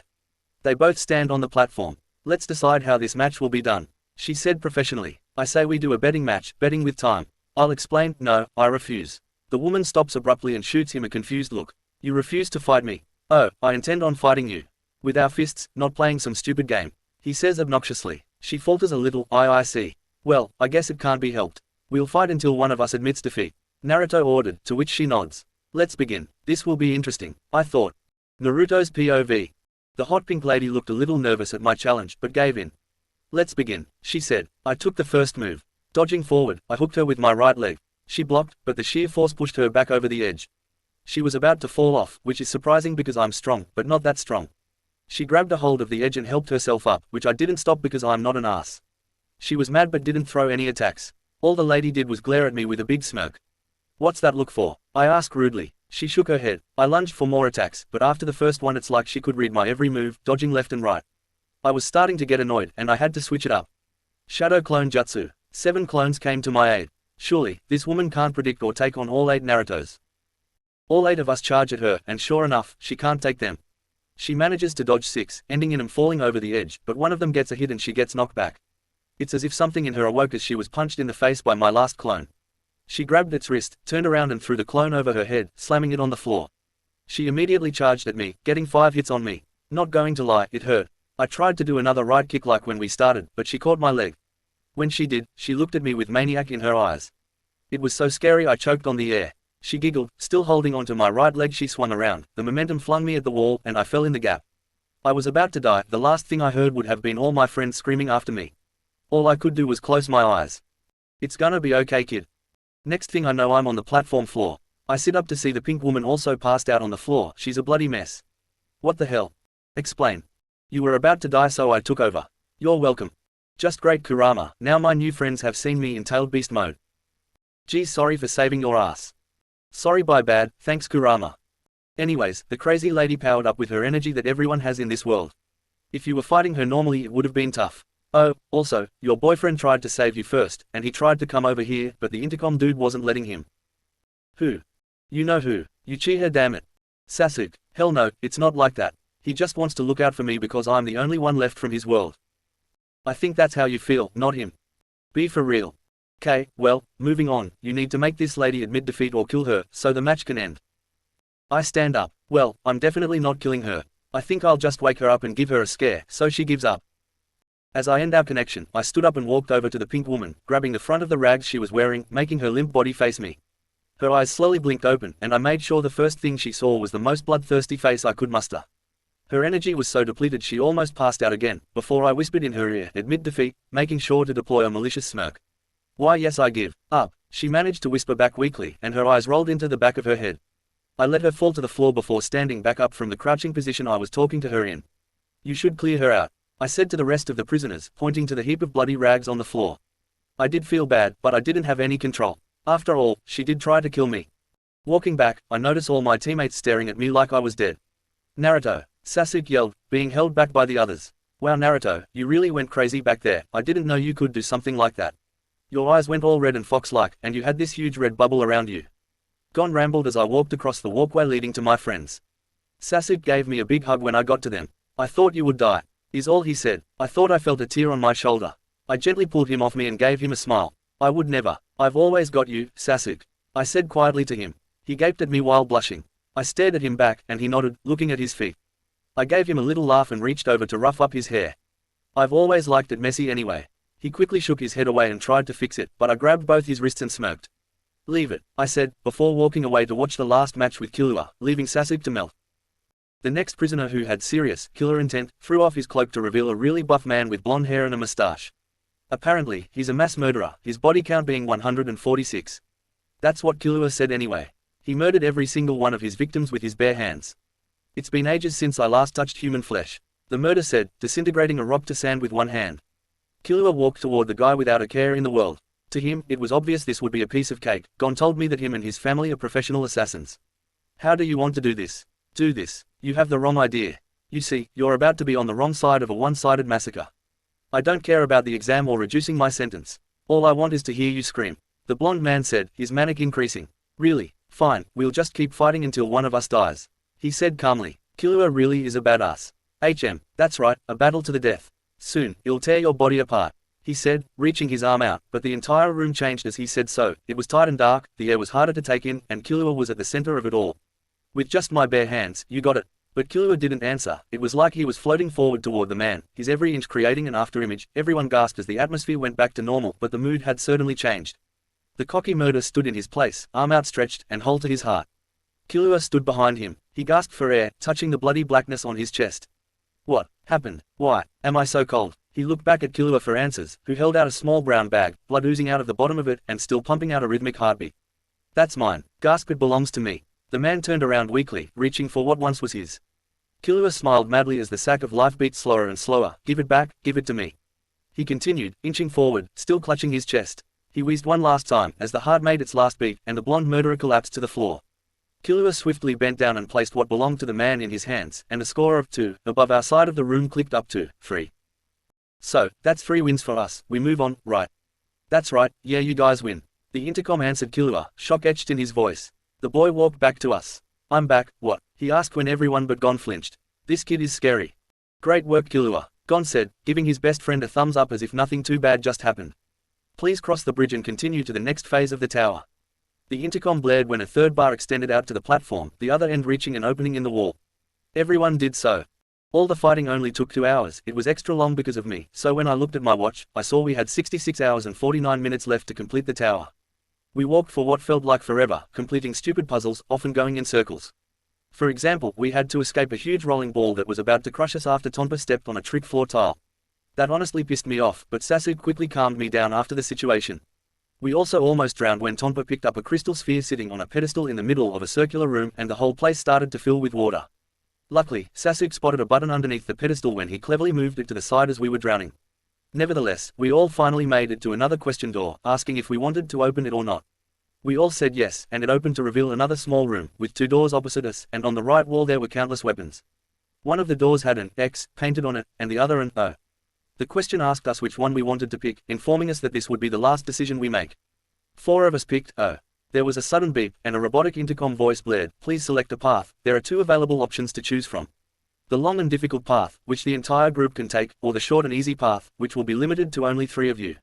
Incidentally, if you choose the long and difficult path, it will take a minimum of 49 hours to complete, while the short and easy path will lead you directly to the goal in approximately 3 minutes. Press O to select the long and difficult path, or press X to choose the short and easy path. If X is selected, 2 members must be chained to the wall with handcuffs before the door opens. Those applicants will be unable to move until the time limit is expired. Everyone waited a few seconds in silence to make sure the talking had finished. I say we choose the short and easy path, and we leave these 2 losers behind. Sasuke joked as he pointed a thumb back at Killua and Tonpa. No way, we have plenty of time, and I'm not leaving anyone behind, especially Killua. Gon argued. Sasuke just rolled his eyes. Fine, oh it is. He groaned before tapping on his watch. The rest of us followed suit. Once everyone had chosen the long and difficult path so that we didn't have to leave anyone behind, the door labeled X slid open, and we started our journey down the path of darkness. Even though the intercom had said it would take 49 hours at the least to clear the remainder of the tower, we all were able to clear it in 30. I'm not sure how that is, but regardless I'm positive we could have made it in even less if that idiot Tonpa weren't with us. On multiple occasions we had to stop for him because he was so far behind. And he wasn't any help solving riddles either. At last, our group of 5 made it to the very last door, that slid open to reveal a dimly lit circular room with many other doors and lots of applicants that had evidently finished already. The intercom robotically announced our names and number badges, followed by the place we managed to make. I was the first one out, so it said I was the 12th to pass, the rest followed up to 16th place. We all cheered in victory and took our seats to watch the last 10 applicants scrape by in the next 20 hours, almost a whole day. The entire time, we all sat around playing stupid games, and mostly sleeping. And when all the time was up, we were led to the next phase of the exam by boat. Chapter 8. As soon as everyone had cleared the tower, they were all led out of it. And standing in front of the infinitely tall trick tower, all the applicants were gathered to draw cards from a box by an ugly man with a purple mohawk and glasses. They all went up in order of passing in the tower, so Naruto was the 12th person to draw a blank card from a concealed box. As soon as everyone had drawn a blank card, the examiner allowed them to peel back the sticker on the card that was concealing a number. The number you see is your target. Cue collective anime gasp. When he explained, everyone immediately clasped a hand over their badges to conceal their own number. Naruto heard some heavy breaths from his friend Gon, and when he peeked over his shoulder, Naruto saw the number, 44, on his card. Naruto was not oblivious as to who that number belongs to. It's Hisoka. This box has a recorder of the number that each of you drew. Each card was tallied, and then stored in memory. So if you'd like, you're free to dispose of the cards, it makes no difference at this point. The objective is to steal your target's ID badge. Oh good, so we don't have to kill each other then. A random examinee affirmed. Procure the badge however you see fit. But if you kill your target, you can take their badge easily. Yay, that sure sounds like the fastest way to me, said a guy who stood next to the first commenter, and had a similar number. They were presumably brothers. The three brothers threw a few more comments between each other before the examiner took the spotlight back. Listen carefully. Collecting the ID badge of your specified target will earn you 3 points, understand? Your own badge is also worth 3 points. All the other badges are worth 1 point. The examiner held up corresponding fingers as he listed off numbers. In order to move on to the final phase, you will have to collect 6 points. So with your time on the island, gather enough badges to collect 6 points or fail the exam. Only those that do will clear the 4th phase of the Hunter exam. He finished without another word. All the exam applicants were boarded onto a boat that led to the next phase of the exam, the 4th phase. A very preppy lady showed herself to all the people on the floor, talking in very high tones. I'll be your guide, it's nice to meet you, you can call me Kara. It will take 2 hours for this boat to reach its destination Zeeble Island. All applicants that have made it this far are granted an open invitation to participate again in next year's exam no matter what. So even if you don't pass this time, we really hope you'll try again. Never say die, right, everybody? She asked, turning a nervous purple at the end when no one replied to her cheery question. The woman bared a more pushed happy farewell, and she left. Everyone chilled out for the next 2 hours, just resting. Naruto sat with Sasuke, away from Gon and Killua, but Naruto could guess they had a lot to talk about, what with Gon's soon fight with Hisoka. Thanks for being patient everyone, we've arrived at Zeeble Island. The preppy woman appeared once again, and the boat docked itself to the island. Okay then, you will be disembarking in the order you have completed the 3rd phase of the exam, from shortest to the longest. You'll go ashore one at a time, with 2-minute intervals separating each of the applicants, alright. You'll be on the island exactly 1 week, that means you only have 7 days to collect your 6 points and then return to this location. First applicant, get ready to disembark now. The NPC-like woman called out, to which Hisoka took collective steps off the ship, apparently calm. The woman kept track of the ones who disembarked on a stopwatch, each walking off the boat when they were called. As the 12th person was called, Naruto stalked off the ramp of the boat and onto shore, hands behind his head to make it look like he was confident, which he was most certainly not. He had already gathered the person who he had to collect a badge from was a bulky man with shoulder-length greasy black hair and a long green sleeve shirt that had a caramel brown vest draped over it. Number 89. Though the man appeared to be an average buff, Naruto couldn't help but feel a little nervous at the coming competition. He'd been on edge ever since he woke up from passing out after he'd almost died, and Kurama went on rampage. But Sasuke has continually comforted him by staying close to his side and saying reassuring things like, "It's not your fault, I'm here, you can take this guy easy, and all on your own." When brought to mind, these things made Naruto feel at home. As soon as he was about to leave the small clearing and journey to the lightwood, he thought it'd be best if he waited a minute behind the nearest tree for Sasuke to join him. It didn't take long, as Sasuke was only the one after him. When he approached, Naruto appeared out from behind the tree. "Oh, you wanted to go together?" Sasuke asked. Naruto blushed and looked at the ground sheepishly as they walked further through the trees. Yeah, I hope that's okay, I just didn't want to go alone," he mumbled, embarrassed at his cowardness. "Yeah, I wanted to go together," he said, tilting his head a little with a big smile while looking towards Naruto. Naruto ducked his head even more. "He's so cute and nice to me." "Oh, so, he's nice now, is he? Don't tease me, Kurama." "Sorry kid, and I'm sorry about what happened in the tower." "Kurama, I already told you, stop apologizing for that, I should be thanking you for stepping in and saving me." "Yeah." Naruto shook his head out of the conversation and realized Sasuke was humming something as he was intently walking forward. It was so unbearably cute. "What are you humming?" he asked softly, and Sasuke broke focus in surprise. "Oh, I'm not sure. Just something I heard Sakura singing a while back," he replied nervously. Naruto gave a friendly nod and looked back forward. Naruto POV. I'm not sure why I asked him that, I suppose just to strike a conversation, or to get rid of the other one, because I was painfully aware of how completely red my face was when he said, "Yeah, I wanted to go together." I was completely caught off guard. I glanced back over to Sasuke, he was deep in thought about something. This was my chance. I silently soothed my hand over to his, first my pinky and then inching on the rest. I observed his face turn red and he gave out a little shiver but didn't reject my offer. "So you never told me whose badge you need to get." I said facing him. I got 106. He looks basic, Sasuke replied quickly. I could tell how nervous he was from the new adjustment. 106. 106. I don't remember him, do you know what he looks like? Yeah, he's wearing a purple shirt and has brown hair and a big nose. He said flustered. What's the matter? He sounds like a piece of cake. I asked, quickly catching on. Oh, I'm sure he is. Don't worry about me, Naruto. He brushed it off with a smile. I slipped out of his hand and saw his smile quickly disintegrate into nothing, and then I knew he wasn't worried about a stupid badge. After a long walk in silence, the two of us accidentally enclosed the badge I needed. He was literally right in front of us, hiding behind a bush near a creek spying on someone. Number 89. I sprinted forward and flung my leg into the air. He still hadn't noticed. I slashed my foot down faster than anything. His head cracked back, and he was out cold. I had forgotten how up our strength is in this world. Sasuke just watched from behind the two of us as I took the badge and slipped it into my orange pocket. Turning around, he walked toward me, clearly determined. I wasn't sure what he wanted to do. Was he mad? He looked mad. Maybe he thought I was too harsh on the guy, but I honestly didn't mean to be. He walked assertively and slowed near me, staring me straight in the eyes. He stuttered, a hand reaching out and cupping the side of my face. It felt so warm and perfect, but for some reason I rejected the idea. Come on, we need to get you badge 106. I quickly said, grabbing the wrist of his hand on my face and directing it to his side. I know what he was trying to do, and the truth is I kinda wanted it too, but I panicked. Realizing what went down, I look at Sasuke next to me. He's already looking at me, disappointment etched onto his face. The sky wasn't happy anymore, it was dark, and I could only see his eyes through the moon's glare under the forest shade.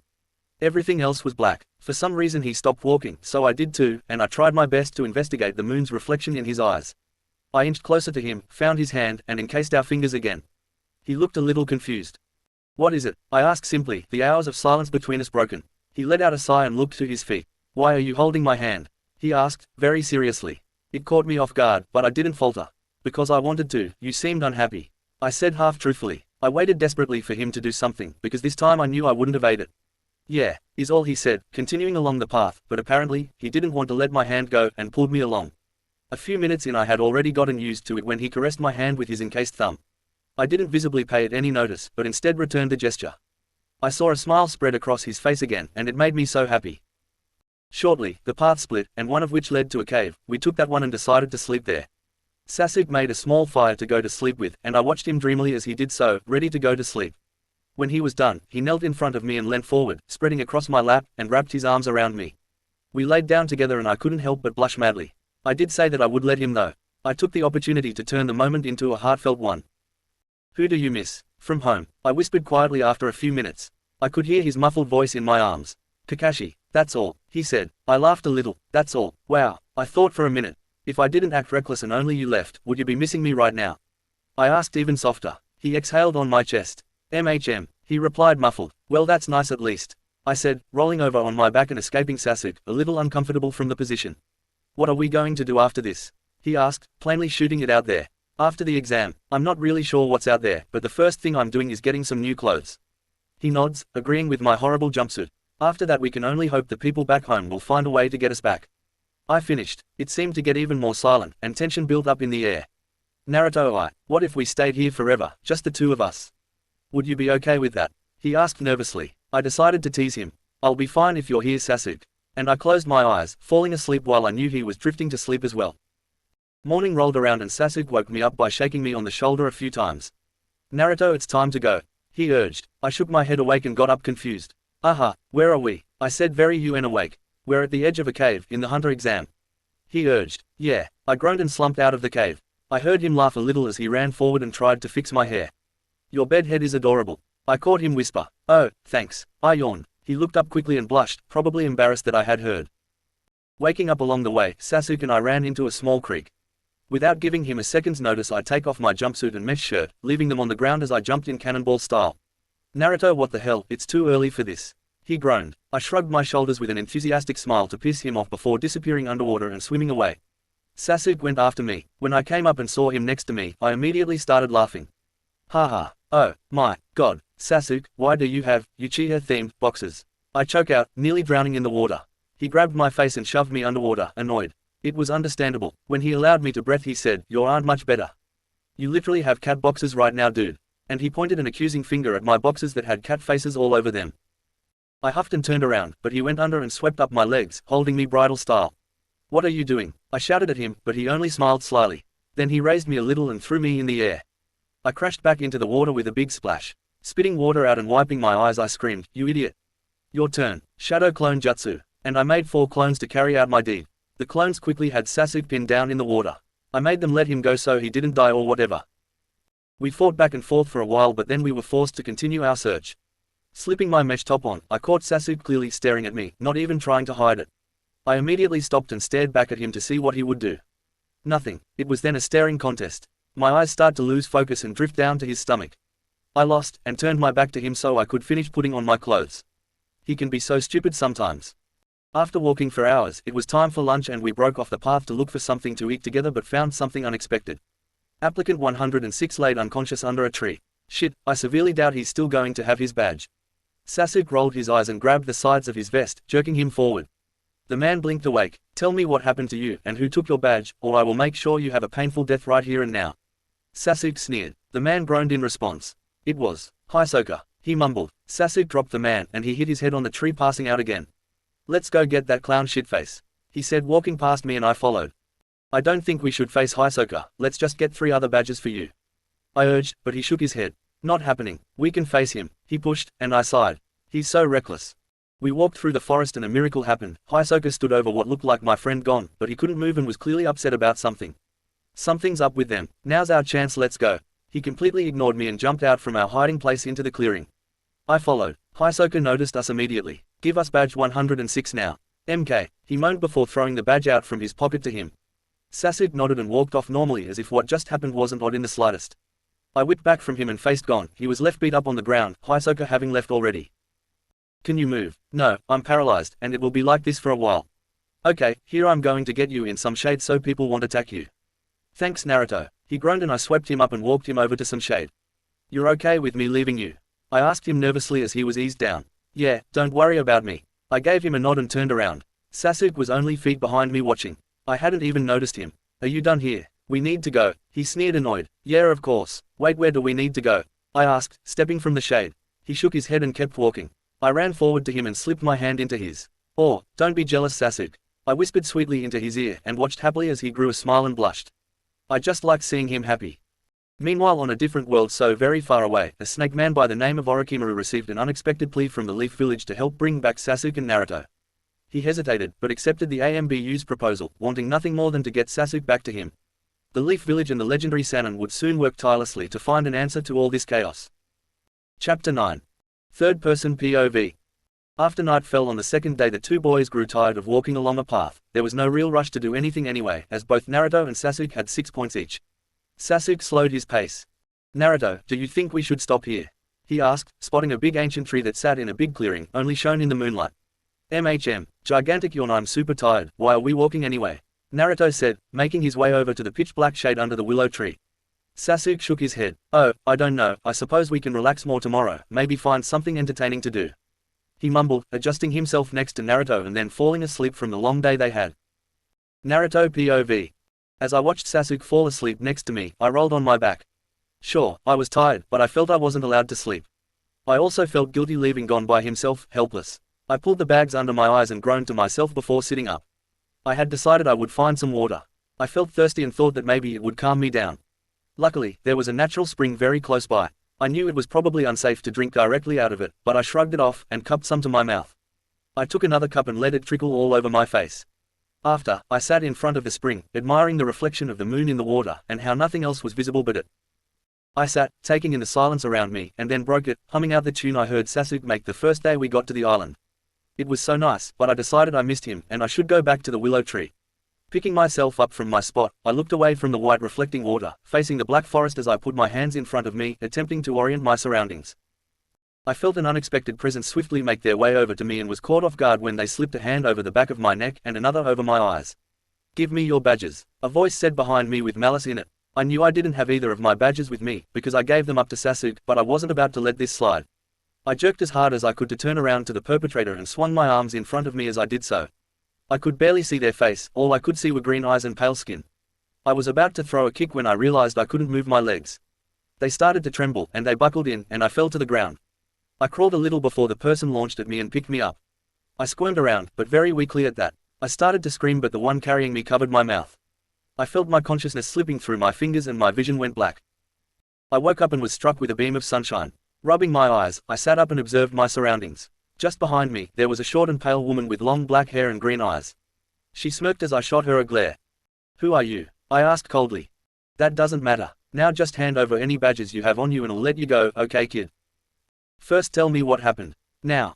I kidnapped you last night after you passed out from my poison I stabbed you with.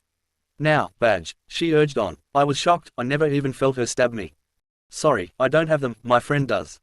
"Well, no matter, I'll just hold you hostage until he shows up to get you, right?" She smirked even wider. "Wrong," I said, getting up and running away from the rocky area she had laid me at. "Actually, you will," she said, somehow immediately at my tail, and holding me to her by strangling me with her arm. I could barely breathe. I started to claw at her with my hands, but she didn't even flinch. "You will wait patiently with me like a good little boy." I kept struggling. "Right." She somehow squeezed even tighter, and I started to cry and just barely nodded my head. She let me go and I took huge gasps of cold air, filling my lungs again. How could someone be so strong against me? I've never seen someone like her before. I looked up to her and gave her a nasty look. "If you're this strong, why don't you just get badges yourself? Why go through all this work?" She laughed evilly. It's no trouble at all. I was just walking along, and I got tired of searching for the badge I needed, so I figured I would just take yours because you were the first person I saw, what with your neon orange outfit you have going on." I rolled my eyes but couldn't disagree at her rude comment about my outfit. I hated it too. We sat for hours, and nothing happened. Sasuke didn't come. I didn't blame him though, how was he supposed to find me? Suddenly I felt a hand on my shoulder. I looked behind me hopefully but there stood the pale woman. "Hey, kid, let's go," she said plainly. I didn't say anything to her but obliged. I wanted to know why we were going instead of staying put and waiting for Sasuke, but I didn't want to speak to her. We walked silently, her hand on my shoulder guiding me through the sunny patch of trees. We came to some water, and she stopped. "Just needed some water," is all she said and kneeled to put some on her face and drink it. I sighed and looked away impatiently, anticipation burning in me for Sasuke to come. I was a little worried. I knew that Sasuke wouldn't want to give up our badges, but this lady is so strong, he might just have to. And we would each have to collect 6 strangers' badges each, and I'm sure there aren't 12 people who still have theirs. I had to start coming up with a plan to make it out alive with all our badges. Maybe when Sasuke comes and she's distracted while bargaining with him, I can make a rasengan and get away before she has time to recover. That was the only sensible plan I had, because I wasn't very good at making them regardless. We made our way back to the rocky area, and I was caught off guard when I noticed Sasuke already there, staring directly at us, and he didn't look happy. I heard the woman holding my shoulder scoff, and we made our way toward him. We stopped about 5 feet away from him. "This is your friend, right? Give me all of your badges and he'll give him back, no harm done," she said, distractedly letting me go. I took a few steps behind her. After every few words Sasuke would look to me, and then look back to the woman. I shook my head from left to right when she asked for the badges and held a finger to my lip when Sasuke noticed me. He nodded. "Sure, here's our badges," he said quietly, and slowly reached into his pocket. As soon as he started to pull them out, I preformed a shadow clone jutsu and made a shadow clone to quickly help me form a rasengan. We moved our hands together rapidly, worried because the stranger looked behind her, noticing us. Before she could act, I shoved the ball forward into her chest, and she went flying. Without letting her hit the ground first, I ran as fast as I could in the opposite direction, followed soon by Sasuke. He came right next to me. "You were really going to give up our badges for me? You realize we would fail the exam because there are not 12 people with badges?" I say firmly. He smiled. "If worst came to worse and you didn't attack, I would have only given her our own badges, and not the ones we obtained. If you couldn't escape her then I know it wouldn't be sensible to fight her," he reasoned. "And there's no way I would let her keep you," he added on quietly. I smiled and looked forward, focusing on my speed. 20 minutes of this went by and we were exhausted from running at full speed. She didn't even try to follow us, probably thinking it wasn't worth the effort. We fell on the grass, breathing heavily. After calming myself, I sigh and look at the blue sky. A smile spread on my face. "So, what do we do now? It's the 3rd day, we need to have some fun," I asked happily, and looked over to my right. Sasuke was looking at me with a smile. "Well, I know what I want to do," he said confidently while sitting up. "What's that?" I sat up too to face him. He turned himself toward me and grabbed my shoulder. It was so unexpected, but he kissed me. He kissed me for 10 whole seconds. He broke away from me, taking a deep breath and then studied my face. I knew I was blushing like crazy, but I didn't say or do anything, just waited. He fully turned his body now, straddling himself over me, and grabbed the sides of my shirt. "I missed you, you had me worried for a bit there." He smiled an inch away from my face, and then got rid of that distance by kissing me again. This time I leaned into it. Every so often he would breathe out from his nose, and I would giggle because it tickled my face. I felt him bite my bottom lip. I stopped the kiss and looked at him confused, while my lip healed instantly from Kurama. He looked down and let go one of his hands to rub his neck. "Sorry," He mumbled. I rolled my eyes. That's fine, I said quickly, tilting his head back up and going in for another kiss. I didn't care if he was sorry, I just wanted to kiss more. He didn't refuse and it went on for a little longer. I decided it was enough and said, "You're right, that was fun," I said smirking, and he took the chance to get off me. He helped me up from the ground but didn't let go of my hand. We walked for a little while, through a big field of tall yellow grass, and then we came across a cool hot spring. "Let's stop here," I said, and I let go of his hand and started taking off my clothes. He did the same. When we were only in boxers we eased into the water and sat awkwardly. What just happened? It was great, sure, but are we just going to act like nothing happened? I thought to myself, glancing over to Sasuke. He was zoning out. I was about to follow suit but suddenly there were steps coming from the wood behind us. We both looked back, and Killua was standing there. He looked completely calm. "Can I join you guys?" he asked, a little boredom in his voice. I nodded and looked away as he took off his clothes. He got in the water and swam to sit across from us. It was quiet for a bit, but he broke the silence. "So, are you guys dating or what?" he asked. "Yeah," Sasuke replied nonchalantly. "What?" I screamed at him. "We only kissed once, like a few minutes ago. How could he so casually say that?" I looked back at Killua who was giving me a questioning stare for my outburst. I shook my head frantically in embarrassment. "No, we're not," I reassure him. "This seems to be a controversial topic between you two. I wonder why that is," he added, smirking as he did so and looking at me for the first time. My bottom lip curled in, and I knew my cheeks were flushed. I was about to retort at Killua's inappropriate comment when I felt a hand sliding on my thigh. I looked to my left at Sasuke, and he was smirking at me. "Maybe I can clear up the controversy," he said slyly. I gaped at him, dumbfounded as he slipped his hand further up. Killua watched with an uncomfortable look on his face. "Yo, keep it in your pants," he said sarcastically. I look away from Sasuke and at Killua. He looked kinda annoyed. I shook my head frantically at the situation. Panicked, I reached over, and pushed Sasuke's hand off me, and quickly got out of the water. "Nope," I said and put on my clothes. I walked away, earning some confused looks from the other two boys. Sasuke got out of the water and got dressed as well, then went after me. I wasn't that far, after all I was just walking away. "Sorry, don't know why I did that," he said quietly while keeping pace next to me. "Whatever," I said rolling my eyes. It kinda made me angry. It's not that I didn't like Sasuke, but I didn't like the idea of being together after one kiss, or him forcing up my thigh like that. It's just illogical. "You're mad," he sighed to himself. "Serves him right to feel guilty. I am. Sasuke, we're not boyfriends. And you can't touch me like that," I said angrily. He looked from his feet at me, and I saw his eyes water in fear. I'm sorry that I kissed you," he stuttered, clearly struggling not to cry. I felt all the annoyance and anger I had melt away as I looked at him. It was like my heart was breaking at the sight of him. I stopped walking and grabbed his wrist, pulling him to a stop. "I'm not mad about the kiss.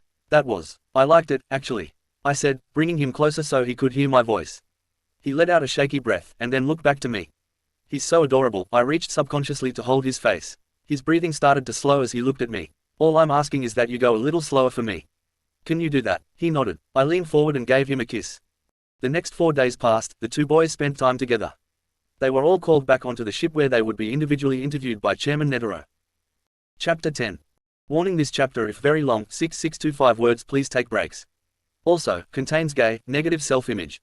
Third-person POV in a room with Mr. Netero and Mr. Satots. Gather the 11 remaining applicants, I'd like to speak with them alone.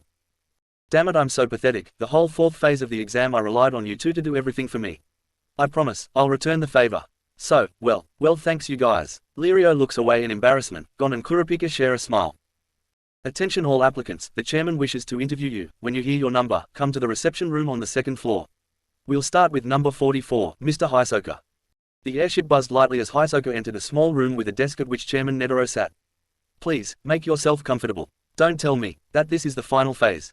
Hisoka asked grimly, but still with a slight smirk. Not the test itself, if you understand. I just have a few questions. Mostly to satisfy my own curiosity. Hisoka's eyes widened in delight, and he stepped forward a bit, then slumped down onto a cushion on the floor.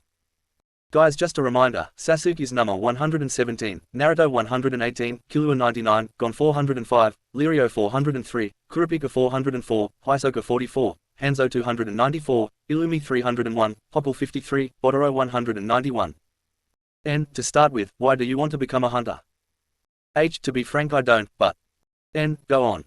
H. A hunter's license could be incredibly useful. N. Oh, and how so? H. For example, hunters can often kill without any fear of prosecution. N. I understand. Moving on to the next question, out of all the other applicants, which one are you keeping a close eye on? H. Number 117 inches.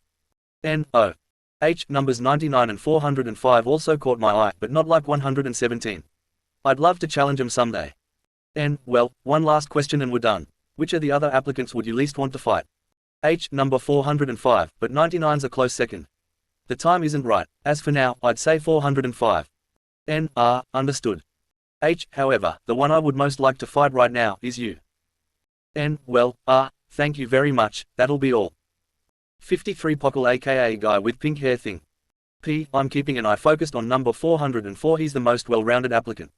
But I don't want to fight. Number 44, because I don't think I could beat him. 99 Killua. K. Well gone, we're the same age. Who I don't want to fight though is number 53. I don't think it'd be very fun at all. 191 Bodoro aka old fart. I'm keeping a watchful eye on number 44, you can't help but notice him. I don't fight children, so I won't fight numbers 99, 117, 118, or 405, they are simply out of the question. 301 Illumi. Number 99 and number 44. 405 gone. Gee, who am I keeping an eye on? Hisoka number 44, he's on my mind the most anyway. But there's no way I could fight any of my friends. Numbers 118 or 99, I wouldn't want to fight 403 or 404 either, they're my friends too. 294 Hanzo aka Ninja Guy. H. It has to be number 44, he's obviously the most dangerous applicant. The one I would least like to meet in combat is also 44. 404 Kurapika. I'm watching 405, but purely for positive reasons, and 44 for negative reasons. I will fight anyone if there's a reason, otherwise, I'd rather not fight at all. 405 Lirio. Number 405, I owe him, and I sure hope he passes. That's why he's the one I really don't want to fight. 117 Sasuke. S. Who I'm keeping an eye on. I guess 118, no wait, 99 too. I'd least want to fight 118, he's my best friend. But I'd most like to fight 99. I want to see how he matches up to me. 118 Naruto. N. You, wait, what was the question again? N. Who are you keeping an eye on out of all the other applicants? N. You, what does that even mean? N. Sigh, out of all the other people, who do you want to look out for, good or bad? N. You, well, I'm looking out for Sasuke, and I guess Gon too, he's kind of my friend and I feel like I owe him. N. Badge numbers. N. You, well, I don't know. N. Rolls eyes and whispers, this is taking so much longer than it should. Thank you, so who would you least like to fight? N. You, well that's easy, I could never fight Gon, I don't think it would go well. But other than that, I'm up for any challenge, I love fighting people. N. Okay, that will be all, thank you. After the longer session with Naruto, who was thankfully the last person, all the interviews were completed, and everyone could relax until the last phase. The door opened and Naruto exited, hands behind his head and eyes squinted in confusion. He hated all the confusing questions he was asked, and thought it was stupid. Wow, that took you a lot longer than any of the others. Sasuke smirked while Naruto left the room, he was waiting by the door for him the whole time. Yeah, well those questions were hard. Naruto exclaimed. Sasuke raised an eyebrow at him. Hard? No, they weren't, and we got the same ones. Naruto blushed. Shut up already. He shook his head in embarrassment. Come on, let's go do something. Naruto quickly changed the topic. Walking through the halls while looking out into the views that were set in front of the benches, Naruto noticed Gon and Killua sitting together on one of them. Hey! Naruto cheerfully yelled across the hall and ran up to the pair, breaking apart from Sasuke. Gon snapped his head around to the familiar voice and let out a big smile. Oh, hey. He waved and got up from the bench to meet with him. They grabbed each other's hands. So, me and Sasuke are kinda bored, let's all do something together. Naruto exclaimed. Sasuke glared at him from behind, a little suspicious at his proximity to Gon. Oh yeah, well I think they have a TV somewhere in this place, let's watch a movie. Gon said, very excited. The four of them set off around the ship, and they found a lounge area that homed a big TV and a few couches. The TV was super new and had many movie options. How about this one? Killua asked Gon. The two of them took over the remote and picked the movie. Naruto and Sasuke didn't know what it was or how it worked, so the two of them got nervous and let the others take control. Sure, Gon said nervously. He never liked scary movies, but that's what Killua liked. Never mind, Gon, pick what you want, really. Killua urged, picking up on his friend's worry. Gon smiled and took the remote. Thanks, Kill. What did you call me? Killua's eyes shot wide, and he blushed. Sorry, Killua, Gon said sheepishly, focusing on the TV. Killua smiled and, reluctantly, put his hand on Gon's. Hey, it's fine, that's what my brother calls me. He frowned a little and turned away. Well, regardless, I think it's cute for you. Gon looked over and placed a tiny kiss on Killua's cheek. He could tell he was super red. Sasuke and Naruto's convo during this too. What's a movie? Naruto asked. Not sure. Let's just pretend we do. I think it's supposed to be common knowledge or something. Sure, Sasuke look. Naruto whisper shouted, pointing at the other two who were most definitely flirting. Sasuke watched secretly in interest as Gon reached over and gave Killua a kiss on the cheek. Sasuke looked back to Naruto. We haven't kissed since the woods the other day. Sasuke mumbled, almost to himself, remembering their conversation. I guess my boyfriend does need regular kisses. Naruto teased. Sasuke looked at him in surprise. Boyfriend. Naruto nodded. So then like right now or? Right now, Naruto said, before he grabbed some hair at the back of Sasuke's head and brought him closer to kiss. Anyway, what about this one? Gon said, picking a detective movie he liked back on Whale Island. Killua nodded. Is this okay you guys? Gon asked the pair to the left of him. Sasuke and Naruto were making out hardcore. He quickly looked back at Killua who appeared just as shocked and flustered as him. I thought they said they weren't dating. Killua said, guess that changed. I didn't know guys could do that with each other. Gon said, giving out a shrug. Just play the movie. Killua tried to focus forward on the TV, but it was a little difficult. Hey, can you two stop making out, you're being distracting. Killua said in a sassy voice. Naruto and Sasuke stopped as quickly as possible and sat forward, very embarrassed. Gon giggled to himself silently. The whole movie was very cheesy and bad to Killua. Gon liked it, and Naruto and Sasuke were confused out of their minds. So, how'd you like it? Gon asked the three excitedly. It was very good, Killua lied. Yay. And Naruto? Gon said looking to him. Naruto was nervous being put on the spot and quickly looked to Sasuke for help. Just say, good, idiot. Naruto nodded and looked at Gon again. Good. Gon raised an eyebrow at the questionable behavior. Okay, Gon then quickly remembered. Oh yeah, so are you dating? Gon asked, very interested in the subject. Yeah, he's my boyfriend. Sasuke said, glaring at the pair of them. So things went down after the hot springs then? Killua said smirking. Not really. Sasuke sighed, rolling his eyes. With that the conversation was over.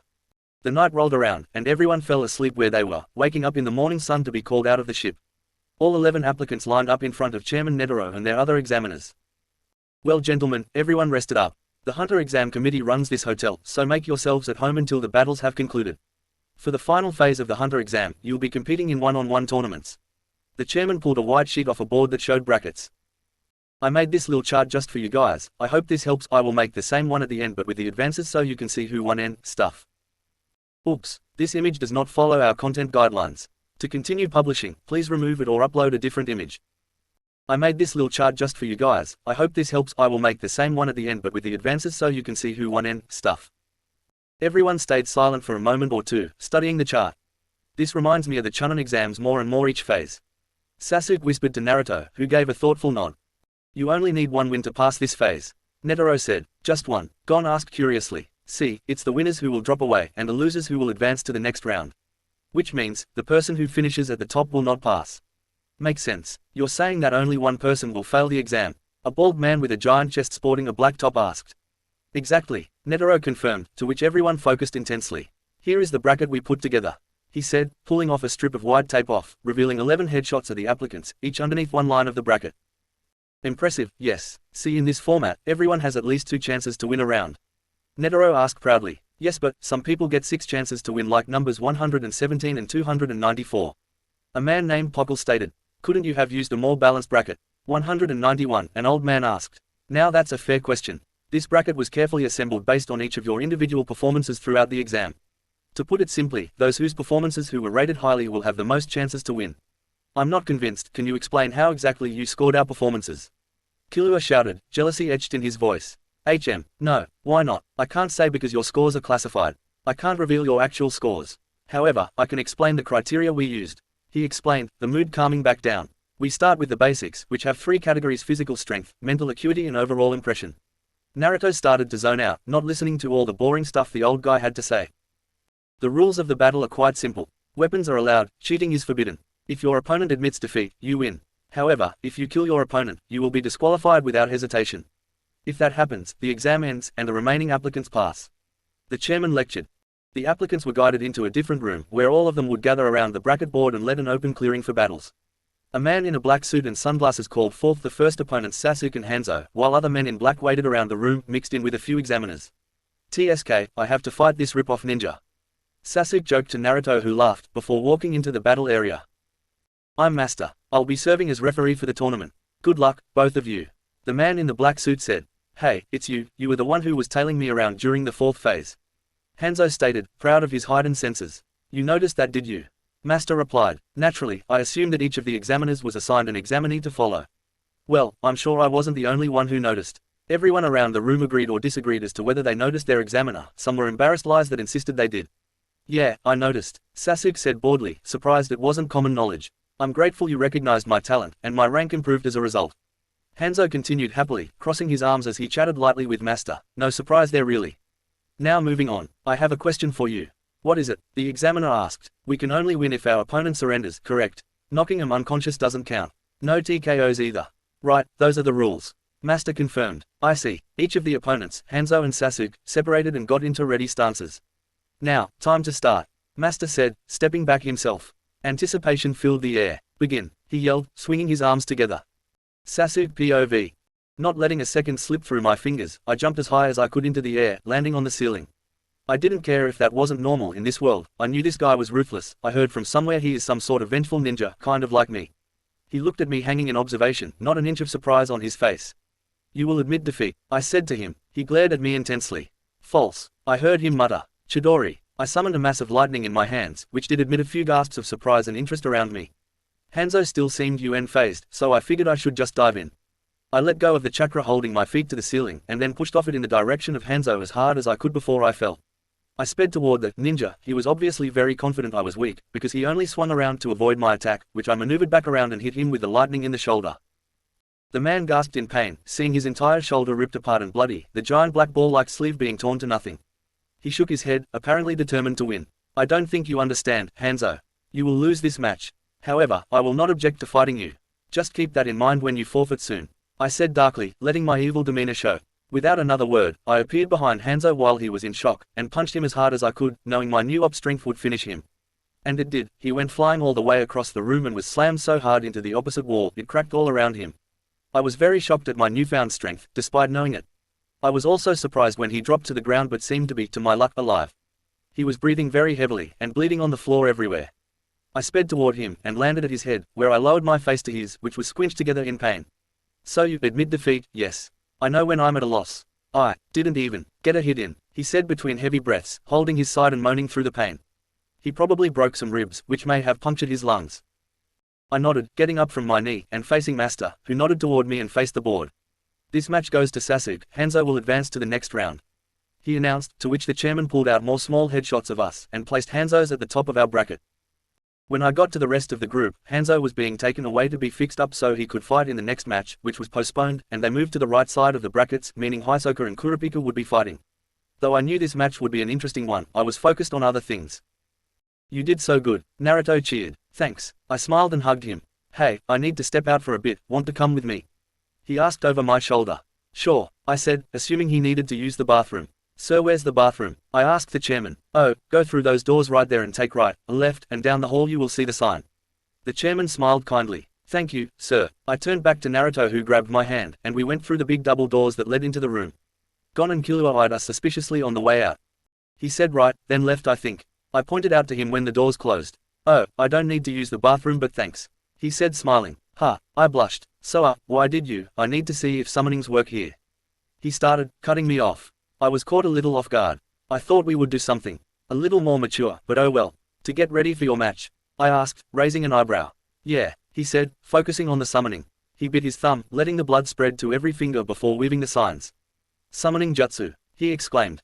To say I was shocked was an understatement. A white cloud of smoke appeared, and a very big orange toad Naruto introduced me to. His name is Gamakichi, revealed itself.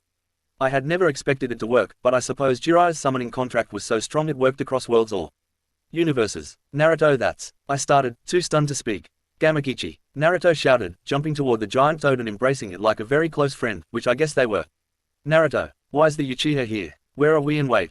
Jiraiya said you went missing. The toad rambled and kept going.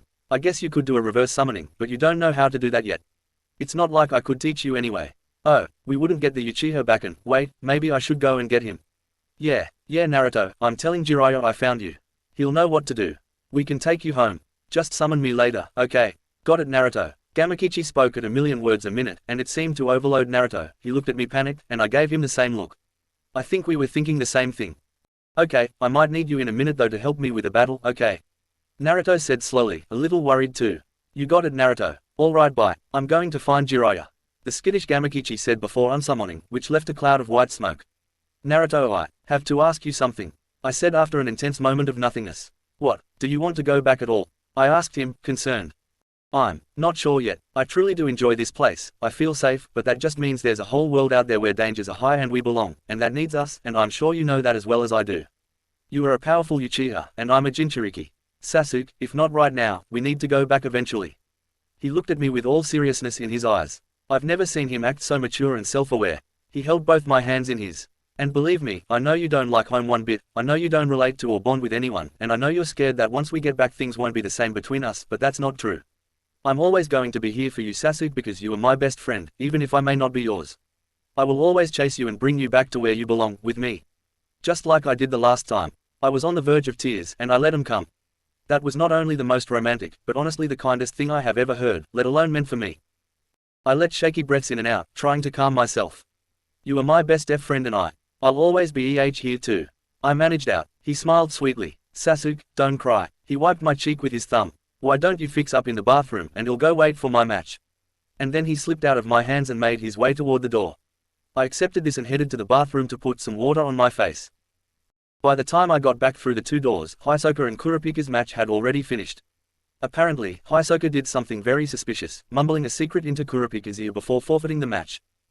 The next match, my old opponent Hanzo decided he was well enough he was not to fight. He kept insisting, so the next match began with Gon and Hanzo, despite the disadvantage. Everything was so hard to watch. That kid simply wasn't powerful enough, even to Hanzo's severe injuries. Gon only touched Hanzo 3 times, all of which were scenarios where the ninja had to pause due to chest pain. But the match was practically concluded. Gon was on the verge of passing out by the looks of it, but he just wouldn't give up. He was stabbed in the forehead, taunted, and both of his arms had been broken on top of being thrown around everywhere. Naruto looked like he would cry or scream, do something Jurassic maybe, but he didn't want his new friend to lose, because that would make Gon the maddest. Hanzo had inevitably concluded that this kid would die before he gave up, so he forfeited, and would try again on his third match. The next match was between Hisoka and Boruto, the old man. Hisoka did fight a lot more in this match, but the old man simply wouldn't give in until he was on the floor, and once he was, Hisoka whispered something to him too. Boruto then forfeited, and the next match went on. The next match was between Hanzo, who still insisted he was fine, and Popple, who had yet to show his skills. Which obviously wasn't great. Hanzo was declared victor only minutes into the match when he was about to break Popple's arms, and the boy admitted defeat. Guys, if you're lost and you don't care about spoilers, skip to the end of the story. There is a completed bracket chart I made of all the winners and who goes against who, just wanted you to know. The next match was Naruto's, and he was going up against the tall and lanky old man named Lirio, who Gon seemed to take a liking to, so I didn't mind him too much. It was over in the blink of an eye. Lirio was obviously a physically weak opponent, though he had mental smarts, along with medical skills. Naruto was the exact opposite. He has major physical abilities but is at or below average in mental prowess. In normal circumstances, these two would probably tie, or have, met their match, due to their lack in the opposite field, but these battles were mostly enveloped in physical strength. On top of that, Naruto's strength and or powers are so great, not just in this world but back home too. He is quite literally an OP person, which is impossible to beat in smarts alone. Lirio was forced to forfeit after one punch to the gut, which obviously didn't take any effort at all for Naruto. The next match was between Popple and Killua, however the match never started, because Killua forfeited instantly, claiming in a cocky manner that he just didn't want to fight him. The match after that would have been between Old Man Badero and Lirio, however Lirio requested a short postpone of the match due to physical injuries sustained by the two in their previous matches. This proposal was accepted, and so what would be the next match between Killua and Jitaraku was to proceed. This match was the most interesting of all. Killua was very confident that he would be able to beat the purple man named Jitaraku, but he was soon shocked to his core at how wrong he was. Jitaraku was using some sort of pins to disguise himself, when he was really Killua's older brother, Illumi. The two went back and forth for a while, mostly about killing Gon, which made Naruto anxious. Illumi kept insulting Killua, saying things like he was incapable of wanting things other than killing people and of making friends. Horrible notions like such. Ultimately, Killua was put in a position to make a choice: fight Illumi and most certainly lose, which would let Illumi kill Gon, or give up and let Illumi win, which, he would also kill Gon. Killua started to have a panic attack, and gave in, letting himself advance to the last round. However, Killua looked so out of it, as though he was in a depressing trance. The next match was between Lirio and the old man, which had previously been postponed, however Lirio deemed themselves capable to fight. I felt a tap on my shoulder. "Sasuke, look at Killua, I don't think he's okay," Naruto whispered into my ear. I honestly didn't care that much about Killua, mostly because it seemed he didn't like me, but when I looked over at the boy, he looked so lost and angry. I couldn't help but not only feel bad, but almost relate to his immense hatred for his murderous brother. Maybe I didn't like him because we are so much alike. He reminds me of myself. We've got to get him under control right now, I say warningly, and we both make our way over to Killua as the current match was starting up. I have an idea. I need you to find Gon and sneak into his room, see if you can get him to wake up a little, tell him that Killua needs him. I'll go get you in a second, I say, thinking out a plan on the spot. Naruto agrees and immediately snuck out of the big double doors that we were approaching. I continued to make my way over to the crazed child. He didn't even notice me and was inching closer and closer to the fighting ring, killer intent radiating out of every pore. I stood directly behind him and shoved my arms underneath his, locking him to myself from behind. I just noticed that I was taller, by about 4 or 5 inches at most. Killua, I need you to calm down right now. Gon is your friend, and if you had half a brain cell you would know that. You are coming with me whether you like it or not, I said sternly, which only made Killua hyperventilate. I knew what he wanted to do. He was going to kill someone, and it was starting to look like it might be me. I had to get him to Gon's room, which I knew was the only thing that would get him to shut down. It might make him mentally accept he is Gon's friend. The only way I could do that was to get him to calm down a little, so that I could at least get him into the room. I breathed on Killua's neck. Killua, it's all going to be okay, I'm right here. And Gon is too. We're all here for you, even if you don't want us. You have friends that enjoy your presence, and a friend who loves you. Gon loves you, Killua. I urged him, relating back to the words Naruto gifted me only a little while ago. I could never let go of what he said. And if me and this kid are this much alike, I'm sure he needed something like that too. I almost moaned in relief when Killua slows his breathing and exhales. I felt all his muscles relax a bit, giving in to wherever I wanted to take him. Thank you, come on Killua. Let's go see your best friend. I whispered to him, letting go of his shoulders but grabbing one of his hands to lead him to Gon's room. I made sure to make Killua as comfortable as possible, like looking back and smiling at him every minute. I couldn't feel that he was mad anymore. It was like he radiated instead, a sense of sadness and defeat. I finally heard Naruto's voice, and opened a door, to reveal a large room. In the corner by a sunny window was a comfy bed where Gon was. Killua looked up for the first time, and, speed walked, forward to where Gon and Naruto were, Naruto giving up his spot for Killua. I sigh and give a peace sign to Naruto who smiles and walks to me. Was it hard? He asked. Yes, he really didn't want to give in, he was going to kill someone, but I think all he needed was to know that someone loved him. And that someone is Gon. I said, sounds a little too gushy for your taste, huh? He teased. Yeah, I don't think I could have made something like that up on my own without what you said to me earlier. I said, a little embarrassed. Well, I'm glad what I said got through to you, because after these rounds are finished, I'm going to see if I can get Jiraiya to come here with Gamakichi. I nodded silently. I don't know if I'd like to go home. Before Naruto talked to me, I didn't want to, but the more I think about it, there isn't anything here for me, so I might as well. Besides, Naruto will be with me. And I know he is the only thing I care about now. Whatever happens, I'll be okay. If you promise, you'll be there, I said, looking into his eyes to make sure he understood. I promise I won't leave here without you. Killua POV. I was so angry I couldn't see straight, but it was as if I was so used to anger, I couldn't feel anything. Until I saw him. I'm not sure what happened in between Illumi and him, but it doesn't matter to me. I saw him and I about broke. Half of me told me I needed to kill someone, to kill him. The other told me to run to his side and be there, to give him a hug. I think he was lying, but Sasuke told me that he loves me. That Gon loves me. I didn't think it was true though because no one loves me, not even me. I hate myself so much. Why should someone as perfect as Gon love me, let alone be my friend? I wanted to find out. I ran to his bedside. It seemed he was a little rattled, in between sleep and awareness. I stared at him for what felt like minutes, just looking at his beautiful face. I couldn't help it. Gon, I whispered into his ear, leaning my arms on his that was closest to me. I saw his eyes flutter open and he looked at me. It seemed like he couldn't hold it together for long, only to look at me. Killua, he whispered very faintly. I needed to make this quick. Gon, are we friends? I asked. I felt my throat close, and my eyes started to sting. Best friends, he spoke. I gasped and clapped a hand to my mouth, and I felt my eyes give in, letting me cry. Gee, Gon, do you? I couldn't compose a whisper or even a reasonable demeanor. Love me, I said, barely even audible. Yes, he said, bearing a painful smile. I sucked in a huge breath and lunged forward to give him a hug. He fell asleep. I wanted to stay like that forever, but I knew we would sort it all out together when he was okay again. I had to go fight whoever won the match between the old man and Lirio, though I was pretty sure it was the old man. Thanks, I said, wiping my nose on my sleeve while walking to the door past Sasuke and Naruto. I'm going to fight now, Kay, I said, about to touch the handle. Okay, we'll come with you, Sasuke says from behind me. I paused at hearing his voice. Sasuke, I said, turning from the door to face him. He was looking at me curiously. I gave him a hug. It was unexpected, even to me. Thanks for everything. You're not the person I thought you were. To be honest, you're a lot like me. I don't know if you realized it. And the thing is, I hate myself. It just took longer than usual to accept you. I rambled over his shoulder. He seemed to tense up. Yeah, we are. I don't need your thanks. I'm happy to see that you have realized that Gon and you are friends. He said awkwardly. I'm going to miss you. I heard him whisper. I didn't question it because I didn't care. It was time for me to go. Alright, let's go, I said, opening the door and making it back to the arena. Apparently, Lirio had enough smarts to beat the old fart, and so he won. And now I had to fight Botoro. It seemed so unbelievably easy. I knew this would be over soon so I could get back to Gon's room. I was right, it did go over easy. Unfortunately, I couldn't kill him, but I could sure as hell knock him around. The old man had some spice in him and wouldn't give up until I repetitively smashed his head in the floor, breaking a few teeth. Overall, the match took 4 minutes. The old man lost, and I was a hunter just like Gon. Everyone was told that they would wait to hold the ceremony for our hunter's license until Gon woke up and he could join. They said it would be about 3 days. Oops, this image does not follow our content guidelines. To continue publishing, please remove it or upload a different image. These took so long to make so they didn't mess up the story's plot. 4 days later, my best friend finally woke up. I spent every day in his room by his bed. Sometimes Mr. Sadots was there. Wah, Killua, what happened? Gon, you're awake, I said very excitedly. Gon, we're hunters now. We did it, I explained. Just then the monkey guy Mr. Sadots walked into the room. Perhaps I should explain everything. And he did just that. He told Gon about all the outcomes of the matches. So, you had to fight your brother Killua? He asked, shifting his focus to me. Not really, I forfeited, not really doing anything.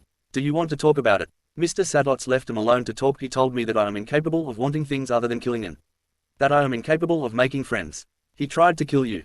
I somehow managed to explain. It seemed to take him a minute to process what I told him, so I continued. And I was having trouble convincing myself he was wrong. I was really going to kill someone. But Sasuke brought me to you and I paused. He looked like he didn't remember what I was talking about. You told me that we are friends, I said, settling on a smile even though I only told half the truth. And I said I love you, Gon whispered with a smile. My heart dropped. So, he did remember. I knew my face was getting super hot. Well anyways, we need to go to the ceremony so yeah let's go. I said quickly as I could. Okay, Gon said with a suspicious amount of glee. I waited for him to get out of bed and put his shoes on. Hold on, he said, coming toward me. I stared at him anxiously as he approached. He slid his uninjured arm around my shoulder and held it onto the back of my neck. He stood on his tiptoes as high as he could. I helped the moment and grabbed onto his waist. He kissed me softly, and I kissed back. It felt like I had been waiting for way too long, but it happened. He let go. Sorry, I've only ever seen Sasuke and Naruto do it so I'm not too good. He said awkwardly. I didn't think it was bad. I mumbled as I bent down to him, so he didn't have to reach up, and I kissed him again. This time I licked the top of his lip which really caught him off guard, but he kept going. After a minute we finally stopped. Okay now we can go, he said confidently. I smirked at him. We got to the ceremony. Everyone was there. Naruto waved at us. He was sitting next to Sasuke. Let's sit with them, Gon whispered to me, not wanting to interrupt. Okay, wherever you want. And we sat and listened as Netero explained what a hunter does and all that crap. It felt like the piece I had been looking for to fulfill me since I was born finally connected. I was so happy for the first time ever. So happy, I couldn't imagine a life without it. Chapter 11. And just like that, the last match was over. Killua had won, and Botoro wouldn't be getting his hunter's license. Naruto felt a little bad. Sasuke and he weren't even supposed to be there, and they would be going home soon anyway, which would deem the license of no use. Naruto thought that Bidero deserved one more than himself. After everyone cleared out, Naruto and Sasuke stayed behind. They had to talk to Gamakichi and see if they could talk to Jiraiya. So, are you ready? Naruto asked nervously, staring off into space. It's not up to me. You're the one summoning him. Sasuke shrugged. Yeah, Naruto said, a little disappointed. He bit his thumb once more and weaved the signs, then placed his bloody-fingered hand to the ground. Summoning jutsu, he said, and the white smoke swirled through the air, leaving behind the giant orange toad. He said, and the white smoke swirled through the air, leaving behind the giant orange toad. Took you long enough, Gamakichi shouted obnoxiously, to which Naruto gave him a false smile. So I went to Jiraiya, and I'm in the loop now. Everyone's so worried about you too. Your friend Sakura is always crying, and soon you'll never believe it. She sent out Ambu to get Orochimaru, the Sannin, to find you. It's so crazy, but he agreed. He's doing all sorts of crazy experiments to get you. Well, his focus is Sasuke but. Anyways, I think I might be able to bring someone here. At first, I was going to get Jiraiya, but the more I think about it, what's he going to do? So, I thought I'd put it up to you two. Who do ya want? Ha, anyone, I'll get him and you bring me back. He persisted. Naruto looked away in thought. Who I want to bring here? Sakura. Go get Sakura. Naruto looked at him in surprise. Really, Sasuke, what is she going to do? He shrugged his shoulders lazily. Not sure, she's just the only one I could think of. Let's just start with her, it's not like we can't get someone else later. To Naruto, it seemed as though he was lying, like there really was a reason Sasuke wanted Sakura to be here. Can do. I'll go find her, summon me in 10 minutes. Gamakichi agreed with pure thrill, before unsummoning and disappearing with the same cloud of smoke he had come with. There was a short era of silence that brushed through the once excited arena. Naruto looked up from the spot Gamakichi had vanished and raised an eyebrow to Sasuke. So, what's the real reason you want her here? Naruto questioned him. Sasuke didn't meet Naruto's eyes and gave him a small shrug. There's no reason, not one for you to worry about anyway, he said with boredom. Naruto narrowed his eyes in annoyance. Sasuke, he pushed, sharply icing his words. Sasuke finally looked at Naruto. He appeared to have blush all over his face. It's selfish. I don't want to talk about it. Naruto softened his expression and dropped his head to the floor to not show worry. I don't doubt that he wants to see her because he misses her. That could be why he's so embarrassed. Maybe. No, but maybe. He misses her a little deeper than that. Like, a fond type of deeper. Could he seriously stoop so low to cheat on me like, 2 days after we get together? I wouldn't ever commit to this for certain, but I'm not going to put it past him, for now. Naruto thought deeply. He wouldn't let his thoughts cloud his judgment when it comes to things like this. 10 minutes came and went, the two of them reluctant to say anything. I think it's time, Sasuke mumbled, but it was clear since there wasn't anything else making noise around them. Naruto nodded. Summoning jutsu, he said. Again the toad appeared. This time with a second figure connected to him. Sakura. She let her hand slip off Gamakichi once the smoke had cleared, and the two boys met the girl's green eyes. Oh, I Sasuke. Naruto. She stuttered out with happiness, and then jumped forward to give him a big group hug. Naruto let all his anger and worry wash away as a smile spread on his face. He could never be upset with Sakura. She was so kind and caring. She didn't have anything to do with his and Sasuke's dilemma. The pink-haired girl finally let him slip out of her arms. I missed you so much. Tears started to well to her eyes, but she picked him up with the front of her shirt. Did you know I had to leave my hand on the toad for 45 minutes? Sakura said. The mood swung completely into something funnier. Really, it was only a couple of minutes here. Naruto said amazed. Well, anyways, why did you ask me to come here? She questioned Naruto. He put his hands up in defense. Ask Sasuke. Naruto said, a little hostile. Sakura shifted her attention to the flustered boy and blushed. Could he be flustered because of me? After all this time away, could Sasuke finally have realized his feelings for me? Maybe that's why he wanted me to come here. So, he could tell me. It's kind of embarrassing to do this in front of Naruto, but I don't care. Sakura thought happily, and she cracked a big smile at what was to come. Sasuke shrugged and looked to his feet. I don't know, just kinda. Felt like it, he mumbled. Sakura's smile softened but she didn't let go of her suspicions. Naruto glared at him. Well, that's great. Now you can tell me all about this world, and what you've done and all that stuff. Sakura smiled brightly, tilting her head in curiosity. Naruto took the opportunity. I can tell you about it, walk with me. He asked thoughtfully. The two made their way to the double doors. Sasuke snaked a little behind them. There's no way in hell I'm letting Naruto walk alone with her. I'm pretty sure he used to have a crush on her, and with the tension between us right now, I really don't feel comfortable with it, he thought, keeping his sights at the back of the two. Sakura glanced over her shoulder before opening the doors. Hey, walk with us. You're so far behind, she pleaded. Sasuke rolled his eyes but sped up to stand to the left of Sakura, who was in the middle of the trio. They escaped the arena and walked along the outdoor path, talking about what the week was like. We teleported to this box. And then the box opened. So then there was a big room with lots of people, but it was darkened. Then there was a hunter exam and stuff. Oh, you don't know what that means. Naruto rambled, letting in an awkward pause between every few words. Oh, my God, Naruto, you're so bad at explaining things. Sasuke groaned, interrupting Naruto with a huge eye roll. Sakura giggled at his annoyance. The guy named Cronus used some sort of jutsu to send us to this world. In this world, there are very important people called hunters, which is common knowledge. They can do a lot of things regular people can't. We were sent to this place, specifically, the hunter exam, which is where regular people can become hunters if they pass. There are some challenges you must complete, some taking a day, some a week. The challenges are, supposedly, difficult, so not many pass. This year, there were only 10 people who passed, including me and Naruto. Sasuke explained quickly, not wanting to get into detail or drag it on longer than necessary. You left out all the fun parts, like what the challenges were. Naruto whined at him. Be my guest, tell her. Sasuke said, annoyed, to which Naruto scowled. In the first challenge, all we had to do was walk to the second one, but it took forever. Like, hours and hours. Before that though, there was this stupid old guy who gave me some kind of poison. And it gave me a lot of trouble. The next challenge, we were supposed to cook a pig, but the lady who was the judge of your pig failed everyone. So instead, we had to get these what was it? Spider eggs. Not sure, but we got them. And we cooked them. And, oh my gosh, I forgot. We made friends here. They're both our age. Gon has green spiky hair and he's super kind to everyone. Killua's more distant, he has white hair, and his family are assassins. We told them about us, like, that we aren't from here and all. I think they believed us. Anyways, we got on this giant thing called an airship, and it could fly. So then, we went to the third challenge. The airship dropped us off on a big tower, which had trick tiles. Each one was different. We fell into one with Gon and Killua, oh, and the guy that poisoned me. Then, we had to fight a bunch of crazy prisoners. Sasuke went first. He won, easily, Naruto said proudly, smiling at Sasuke who blushed and looked away. Then Gon went against a guy who didn't like to fight. He tried to trick Gon with candles, challenging him to see whose would go out first.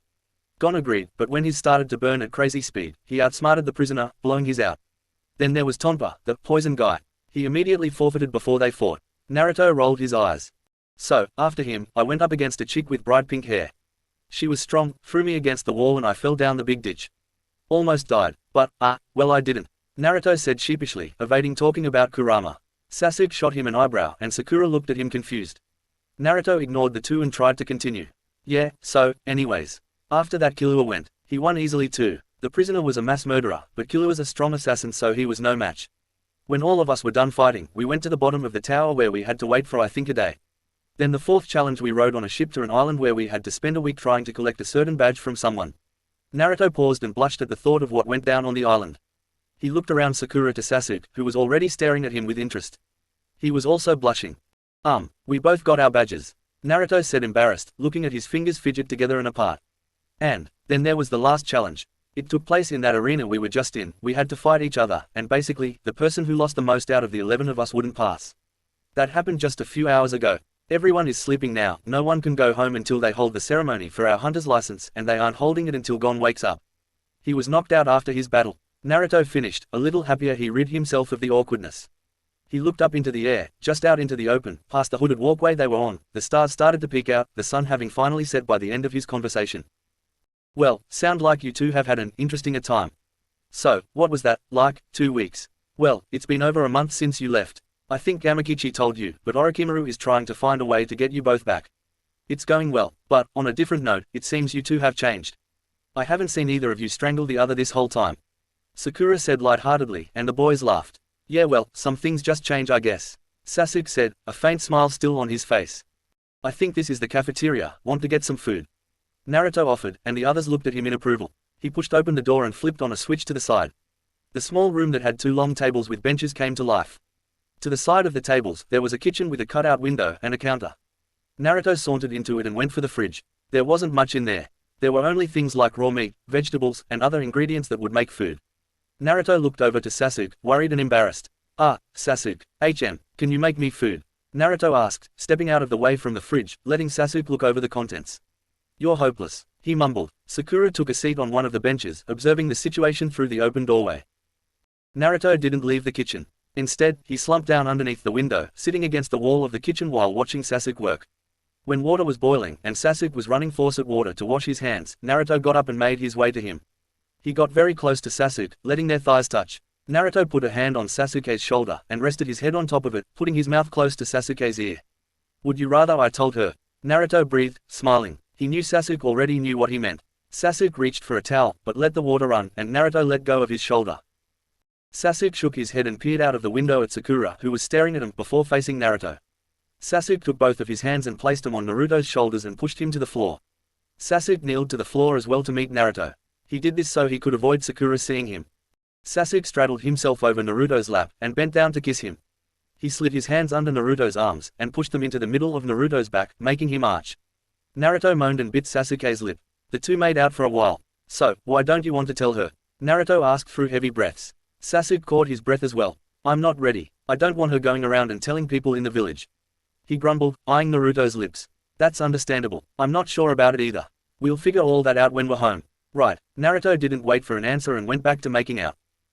Sakura started to get curious. What just happened? Why did Sasuke push Naruto like that? What did he even say? And why haven't they gotten up from the floor? She let the curiosity get the better of her and slid out of the bench. She walked over from the dimly lit room to the bright and misty kitchen. She saw Sasuke out of breath on his back, glaring at her. Naruto was facing the other way, on his knees, and was looking over his shoulder at Sakura too. What are you doing? Sakura started. Sasuke was going to attempt an answer, but he peered over at the stove. A pot of boiling water was bubbling over. Both boys shot up. Sasuke attended to the pot, and Naruto turned off the faucet to be useful. Sakura was left with more questions than answers as she made her way back to the bench. Back inside the kitchen, the boys acted panicked. Sasuke's hands shook, and a few drops of water splashed on his hand. Despite this, he glanced behind him to Naruto every so often, who was constantly looking at him in a state of embarrassment. Your ramen's done, Naruto, Sasuke said, cleaning up the area and pushing one of 3 bowls onto the counter near Naruto. Love you. Naruto whispered, inaudible to Sakura, but Sasuke heard perfectly and blushed like crazy. Naruto took his and Sakura's bowl over to her bench and sat across from her. Sasuke soon sat next to Sakura with his bowl. "Ah, thank you for making this, Sasuke," Sakura said, blushing, while staring intently at the black-haired boy next to him. "It's no big deal, this is Naruto's favorite," he said, shrugging his shoulders, and then he picked up his utensils to eat. Sakura gushed at him, unable to eat. Naruto wasn't paying attention to either of them, he was already halfway through his bowl. "I have to get him to act, maybe I'll push him into the right direction," Sakura thought gingerly. Her fingers sprung into action, placing themselves over Sasuke's. Sasuke looked at their hands and then at Sakura. He focused back on his ramen, and very slowly but carefully, slid his hand away. "He's just embarrassed, that's all. Maybe didn't expect it, or wait, he doesn't know how to react." "That's it," Sakura reassured herself and focused on her meal too. Naruto was already finished, but pretended to keep eating as he observed the interaction. "Jesus, why'd I sit next to her? I should have sat next to my boyfriend. I could be the one holding his hand right now," Sasuke thought while rolling his eyes. Once the three were finished, they made their way into a lounging area. Naruto and Sasuke sat next to each other on a couch, and across from them faced Sakura in a chair. "So, do you want to go home now?" Naruto asked awkwardly. They had been sitting in silence for 5 minutes. Sakura shifted in her seat and glanced over to the side. "Well, yeah, I would, but actually there's..." Sakura started sheepishly, but looked at Sasuke, who was focused on her with interest. She got up and made her way over to him. "Can I ask you something?" "Come with me," she said happily, reaching out a hand to pull Sasuke up.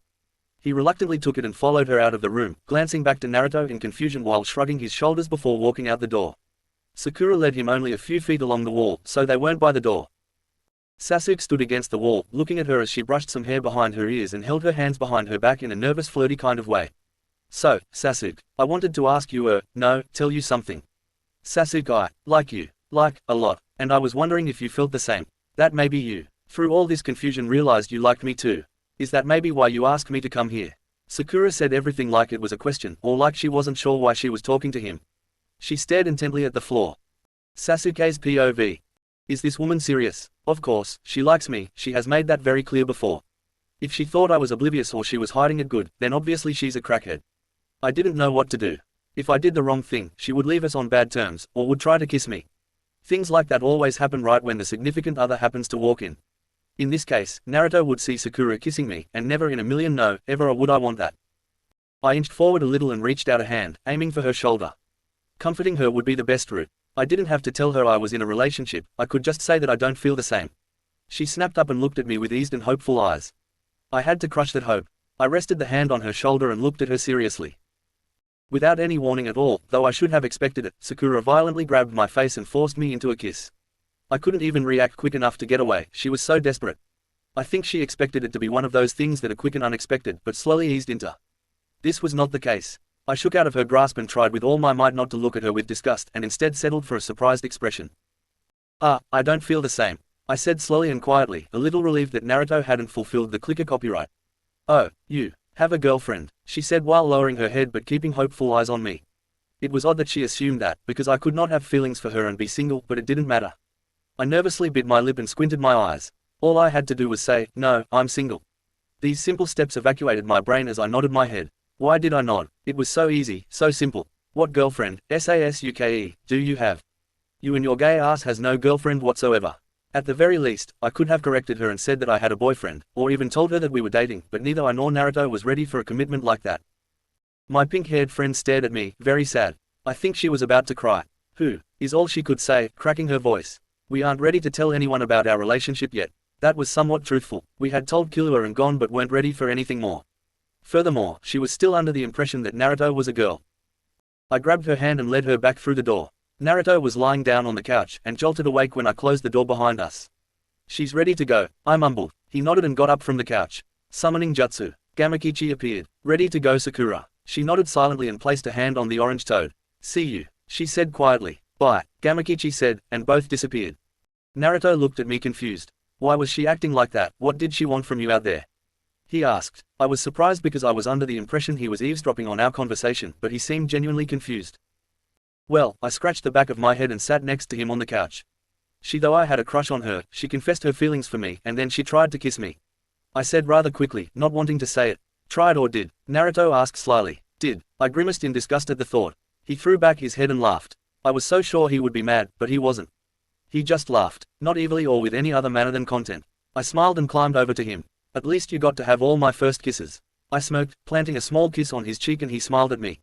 First, second, third, fourth. The list goes on, really.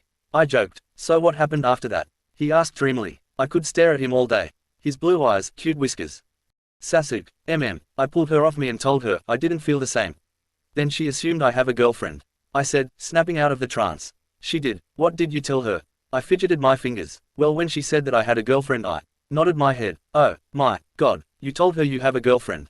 Naruto persisted excitedly, on the verge of laughter again. I blushed, embarrassed. I'm sorry, I mumbled. When I looked at him, he only stared at me with a soft smile. I couldn't help it.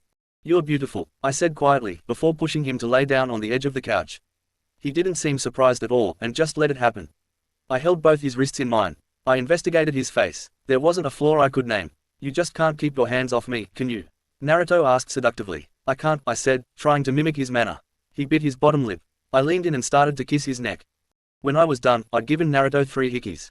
3 had always been my favorite number. He gave me one too, as payback. It was so cute when he tried to take charge. We both took off our shirts, but that's as far as it went. I breathed heavily on his chest and let go, pushing up. Let's go to bed, I said, pulling on my shirt and tossed him both of his. Good call, he said and followed suit. Chapter 12. Naruto POV. On the 4th day after all the battles had finished, I woke up, and we were all invited to the hunter's license ceremony. For some reason, Gon and Killua weren't there, but the ceremony went on. Chairman Netero said that Gon had woken up, and he might be joining us. With that, me and Sasuke saved the boys a spot on the bench. The little green man who gave us our badges at the beginning of the hunter exam explained what the license would do. Shortly after he started, he was interrupted by Gon and Killua. Gon sat next to me, and Killua, next to him. When he was finished explaining, the 10 of us were officially hunters. Everyone was dismissed to go home. But for me and Sasuke, home wasn't attainable. We didn't have anywhere to go. Well, I think we need to train. Especially with your goal, Gon. If you want to fight Hisoka, you need to level up fast. I know the perfect place. We can go to Heaven's Arena. There, you can fight, or train, and you get money for it. Let's get on the next train for it, Killua explained. I looked at Sasuke. You want to go with them? He shrugged. We don't have anywhere else to go, really. Might as well, he said, and I agreed. So, can we come with you? Naruto asked the other 2 boys. Yeah, Gon cheered, doing a little spin. Let's go to the train station, Killua added in a monotone voice, turning around to leave the building. The rest of us followed him. We got on the big metal rectangle called a train, which would take us to the Heaven's Arena. I wasn't too sure about the ride, it made me feel queasy. You're motion sick, that's all, Killua said plainly. I looked at him questionably. Motion sick, yeah. Sometimes when you ride on something like a train, car, or boat, basically anything that moves you can get sick. Makes sense, you've never rode a train, have you? No, and I get seasick too. I admitted. Really? I didn't know that, Sasuke said surprised. He was sitting next to me in the booth we were in. I'm not sure when we will leave to go where we came from, so I figured I could teach you some jutsu before we go. I cleverly suggested. To this Gon sprang out of his seat in excitement. Yes, yes, yes. Right now, what are we going to learn? He ranted. I looked at Sasuke and shrugged my shoulders. I guess, well, the basics, clone jutsu. But before that, you both need to turn your energy into chakra at your own will. We won't be able to help you in the future. I spoke. His eyes widened in pleasure. Oh great, I've been practicing changing my nen into chakra every day since you first showed me. He sped on. Nen, I repeated, confused. He looked like I threw water on his face. Nen is the energy you keep talking about. I asked Mr. Sadots about it. Don't worry, I didn't tell him about you guys. Everyone has nen, so anyone can make chakra, well, at least if you do what you did to me. Watch, he yelled, hopping to his feet. He widened his stance, and balanced his hands together, closing his eyes. Kurama, tell me what you feel. All right. I watched intently as a bluish-green vapor escaped his body and surrounded his palms and chest. He opened his eyes and softened his stance, smiling proudly at me. Yeah, that's chakra all right. Thanks. Hey, I haven't heard from you in a while. Oh, I just sleep mostly, sometimes watch you and your little boy toy. Congrats. I blushed at the thought of what he saw. Do me a favor and sleep when that stuff happens. Whatever you want, kid. Good, I can tell that you have already mastered turning your nen to chakra. Can you turn it back? I asked, thinking ahead. Oh, and while he's at it, Killua, try and transform your nen as well. He looked at me like there was a hole in my head. Sorry, no can do. He said, annoyed. I looked at him with a puzzled expression so that he would explain. Geez, are you that dumb? You haven't transformed my nen yet. Remember? No, I didn't remember. Sasuke scowled at him. My bad. I got up from my seat and pressed both hands on his shoulders. I started to move Kurama's chakra into Killua's system, letting all of his nen mix with it. After it did, I let go. You need to expend all of that chakra, so your body can get used to the feeling.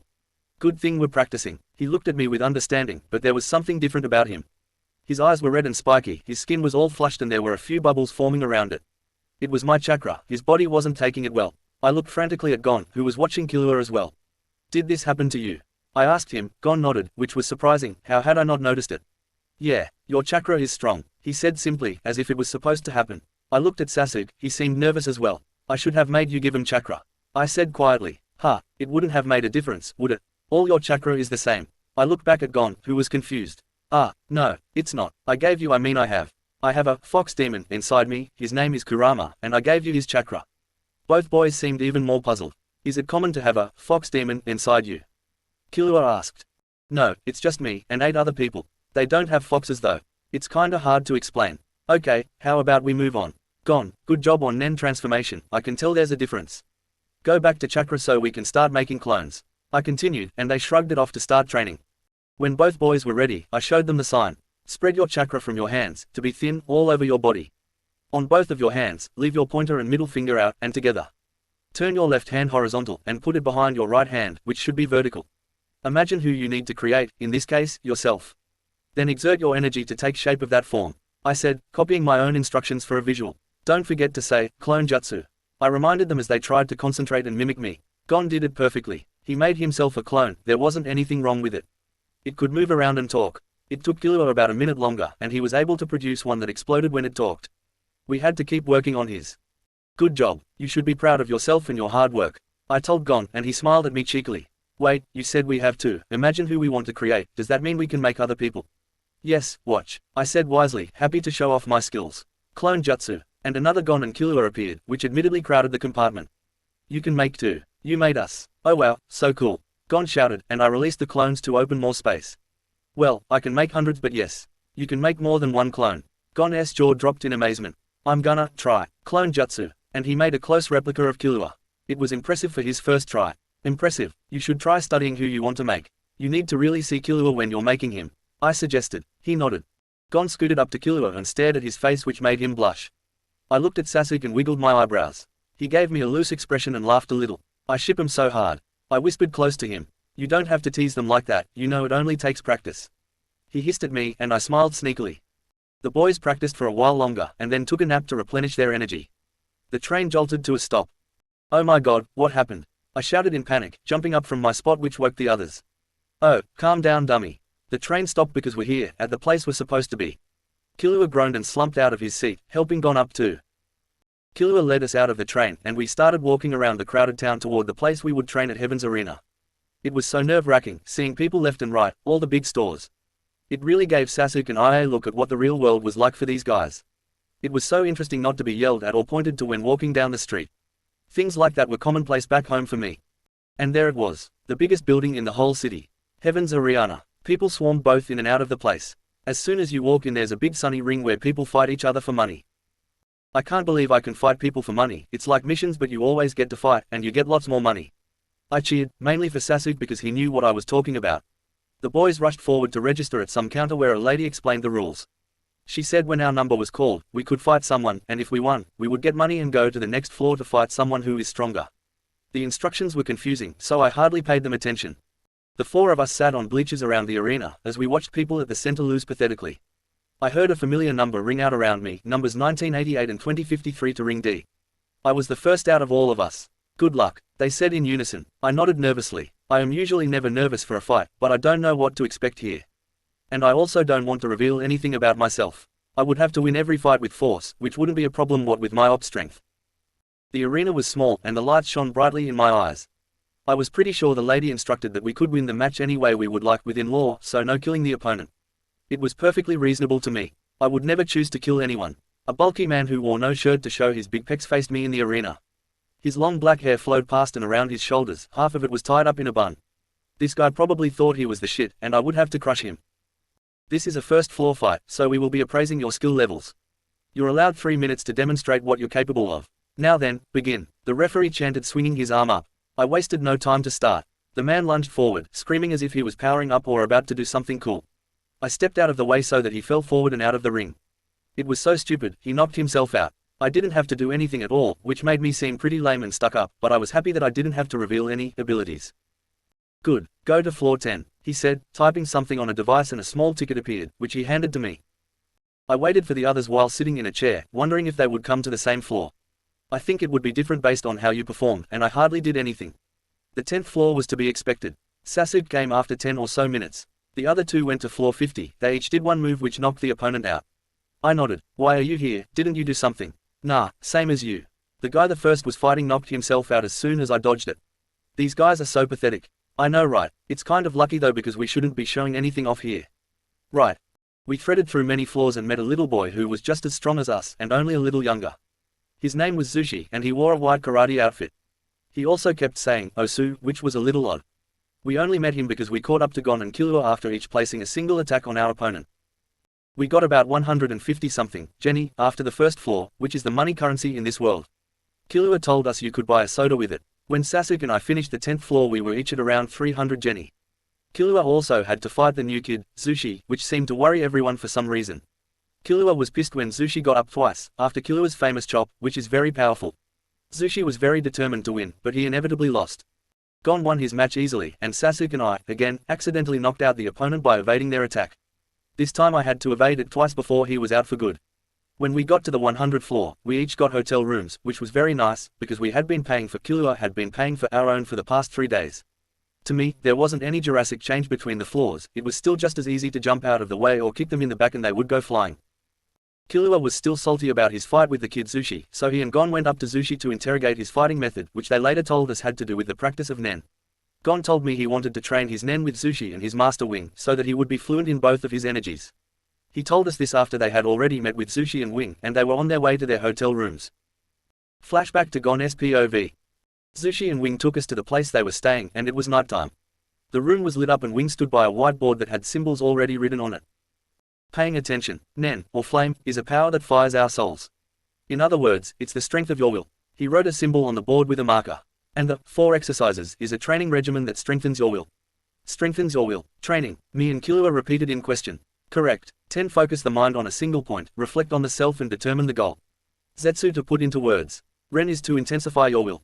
Hatsu is to release it into action. He explained, and then pointed to each symbol he had written on the board. 10. Zetsu, Ren, Hatsu. I named them as he did so. The 4 exercises, I said when he pointed to the big label at the top.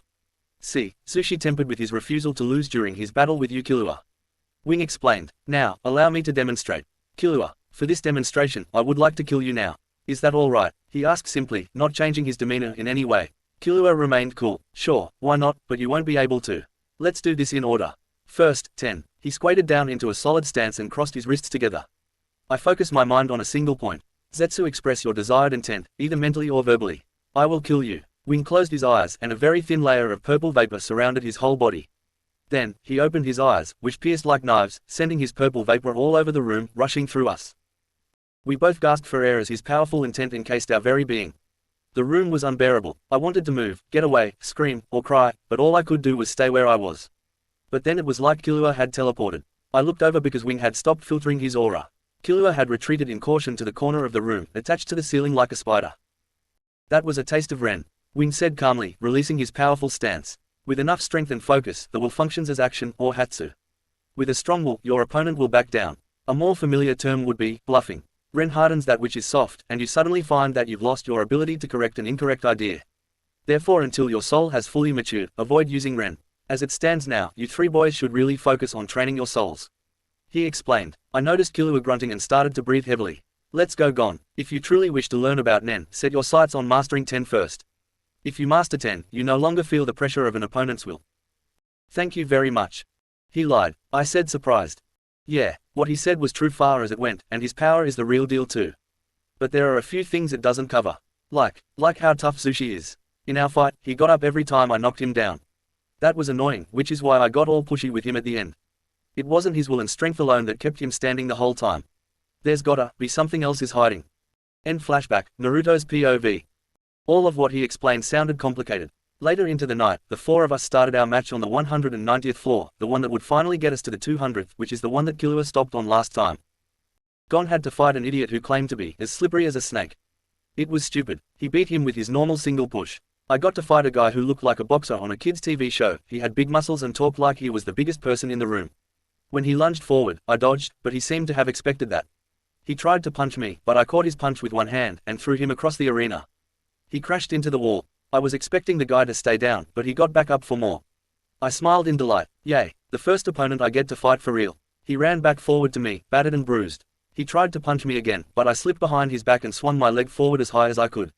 It hit the back of his head, and he went flying forward, doing somersaults in the air. He was knocked out. Damn it, never mind, I thought, moping away as they advanced me to the 200th floor.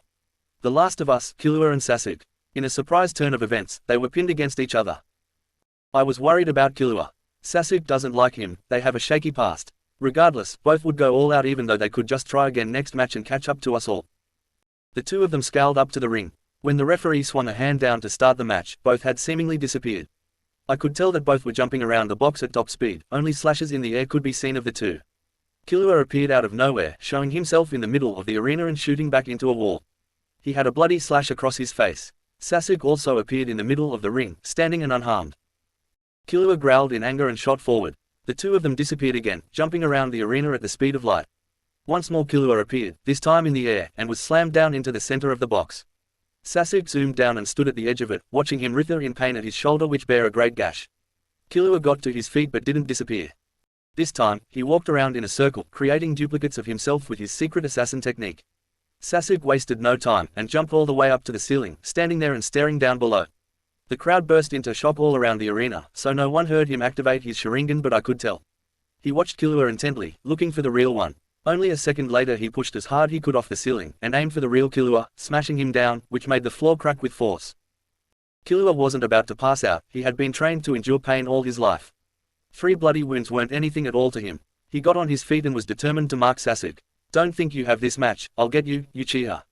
He challenged, which made Sasuke smirk. You're going to lose, Zoldyck, he said in the same cocky manner.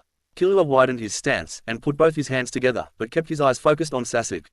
I watched as he turned his nen to chakra on command. A few in the crowd let out shocked gasps, those who could see it at least. I had a feeling, somewhere, that wing that Gon was talking about was very surprised. What are you going to do with that? You barely have any at all, and you can hardly make one clone. Sasuke seethed, watching Killua muster his chakra. The crowd glued their eyes to the boys in confusion. I watched Sasuke's face contort and pale. Killua let go of his hands, clawing them at both of his sides, and screamed out. His chakra somehow increased tenfold by determination alone. What the? I mumbled, trying to see him the best I could. I noticed his skin started to flush, and his eyes turned red. The crowd let out a collective gasp. Kurama, is that your? Yeah, it's mine. I know he expended all of it on the train, so I'm not sure why he is still in tailed beast mode. Gon isn't like this when he uses his chakra. The both of us continued to study the match intently. Killua firmed his stance and weaved the clone jutsu. 50 clones scattered the ring, and Sasuke stumbled back. How did you get Naruto's chakra? Sasuke urged him. Don't know, don't care. The only thing I'm worried about right now is kicking your ass. Killua snarled, clearly under the influence of Kurama's toxic chakra. Killua charged forward, 10 times faster than he was before. Sasuke couldn't dodge in time and was pinned to the floor. He raised his fists above his head, and repeatedly smashed them down on Sasuke. Sasuke wasn't going to take it. He kicked his legs up from behind Killua, which made him go flying over Sasuke. Killua smashed head-on into the wall, and it seems my chakra had disappeared. He still had a little normal chakra though. Killua slid against the wall and fluttered his eyes open like he was in a trance. Payback, shithead. Sasuke sneered, summoning a Chidori and sending it at Killua who was barely awake against the wall. The crowd booed at the interaction. Sasuke aimed it at Killua's shoulder so it wouldn't kill him, but the edge of his shoulder burst open and sprayed blood in every direction. Killua had finally passed out from blood loss. Sasuke turned to head back across the arena to leave, but was surprised to see he still had clones to deal with. It appeared he didn't care, like the clones didn't affect him at all. He summoned another Chidori in his right hand, and supported the large mass with his left as it shot forward and got rid of all but 10 clones. He marched forward and entered top speed as he slashed each of the 10 clones that were left across the face, making them disappear instantly. Sasuke looked back at the referee, who gave him a weak thumbs up, and he marched to his door to exit the arena. I shot up from my seat in the excited crowd to meet my boyfriend, congratulate him and ask him how he felt. Gon did the same, he had been petrified the whole match. He left in the opposite direction as me to meet Killua who was being carried away by medics. Sasuke was waiting in the hall for me. I ran forward and jumped on him in a hug. He held me up and laughed. You're so cute when you're like this. I looked into his still red eyes. It's hot when you use Sharingan. I clapped a hand over my mouth and buried my face into my chest. Why did I say that? He let out the loudest laugh so far. Thanks. All right, I'm going to bed. He was a tough one. Sasuke said, yawning, and dropped me to walk away. I whined and ran forward to take his hand. No kiss. He stopped walking and grabbed the hair at the back of my head and pushed me toward him. Our noses touched and I closed my eyes. I waited for like 5 seconds and then I felt him guiding me along the hallway, still walking. It was a trick. Sasuke, I said quietly, rubbing his hand as he kept walking. He turned to face me over his shoulder. You're sleeping with me tonight, Sasuke said seductively. My face went hot and I felt a lot happier that he still wanted to do something with me. So we going to talk about the match? I asked when we were still walking to his hotel room. Talk, do you know why Killua still had my chakra? My guess is that you either gave him too much and it stressed his body into storing it or making it his own, or you gave it to him wrong, which means it will trigger a food pill-like reaction where he's going to flare up and multiply his chakra every time he uses it. In that case, it would be very bad because it's going to exhaust his body, and using chakra like that will cause long-term damage, especially with what it's doing to his skin on the outside and energy on the inside. In the best case though, like I said, his body could have just stored a little away from earlier because you gave him too much. That would explain why there wasn't much of it, and he still had normal chakra left. He ranted ethically, like he was giving a report on the subject. Right, that's totally what I thought too. I whispered nervously. He looked over at me and rolled his eyes.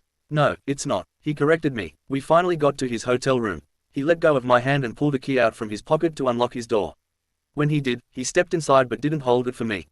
I lied, and he slammed the door in my face. I stood dumbfounded at the door. Is he serious? What an asshole. I heard the door click open again. First it slowly opened and then he swung it open with full force. He jumped out from behind it and gave me a big hug. Just kidding, get in here cutie. He joked and pulled me inside his room. It wasn't much different from mine, though. There's not much you can do with a hotel room in a few days. He pushed me down onto the bed and observed my face. I felt his fingers move from my cheek to my ear, to my neck, to my chest. He leant forward and kissed me, softly at first, and then quickly picked up with tongue. I moaned and tried to reach up to his face, but he broke the kiss and quickly pinned my hands above my head with only one of his. He went back in and used his other hand to reach up my shirt and touched everything. Both our shirts joined the floor. Say my name, Sasuke, I breathed. He was about to continue but oh shit, I forgot to lock the door. No, it's fine, keep going, I said breathlessly, and he smiled, bending back down to kiss my neck. I loved it when he did that. I started to let my breathing go wild while he sucked on a spot under my ear. He stopped and lifted himself up to catch his breath while he stared at my face. I bit my lip. He is so hot, I thought as he kept panting. I love you too, he said quietly. It made me remember my unfinished statement I made back in the kitchen after the Hunter exam. I guess he never said it back to me until now. It made me so happy that he felt the same way. I knew he liked me, but like and love are two different things. Love was what I felt for him. It felt like I would melt away from the heat between the two of us. Suddenly the door slammed open and both of us snapped our heads over to it from his bed, him still being on top of me. There was a panicked Gon, standing in the middle of the hallway light. He looked horrified and embarrassed. Gon grabbed the handle as quick as he could and slammed the door shut. Ah, sorry, I heard him yell muffled from down the hall. We turned back to each other and laughed.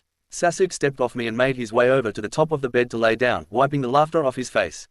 I followed suit and crawled up the bed, pulling the covers over me. He turned a lamp off next to the bed that was keeping the room lit.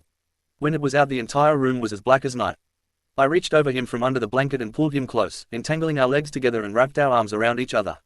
Even in pitch black I could still tell how handsome he looked. He stared at me like I did to him. So, we're gonna have to deal with that tomorrow. He chuckled out. Yeah, wonder what he was so panicked about. Doesn't matter, I'm tired, he groaned. Turn around, I'll spoon you. I can't fall asleep if I can see your face. Is that a compliment or an insult? I asked jokingly, repositioning myself to face the other way while he wrapped an arm around my torso and the other underneath my head. You're so cute, I could look at you for hours. I would never fall asleep. I couldn't tell if he was joking. It seems like it would normally be a joke, but he said it so casually. If it were a month ago, I'm sure what we're doing right now would be appalling to you. I whispered, not ready to fall asleep. Maybe for you. Not so sure about me. He said from behind me, what do you mean?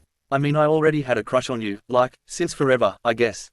Since I saw you from the dock when we were little. When I saw you alone, and when we joined Team 7. I've always liked you, Naruto. Sometimes I'd lay awake at night, wanting to be with you.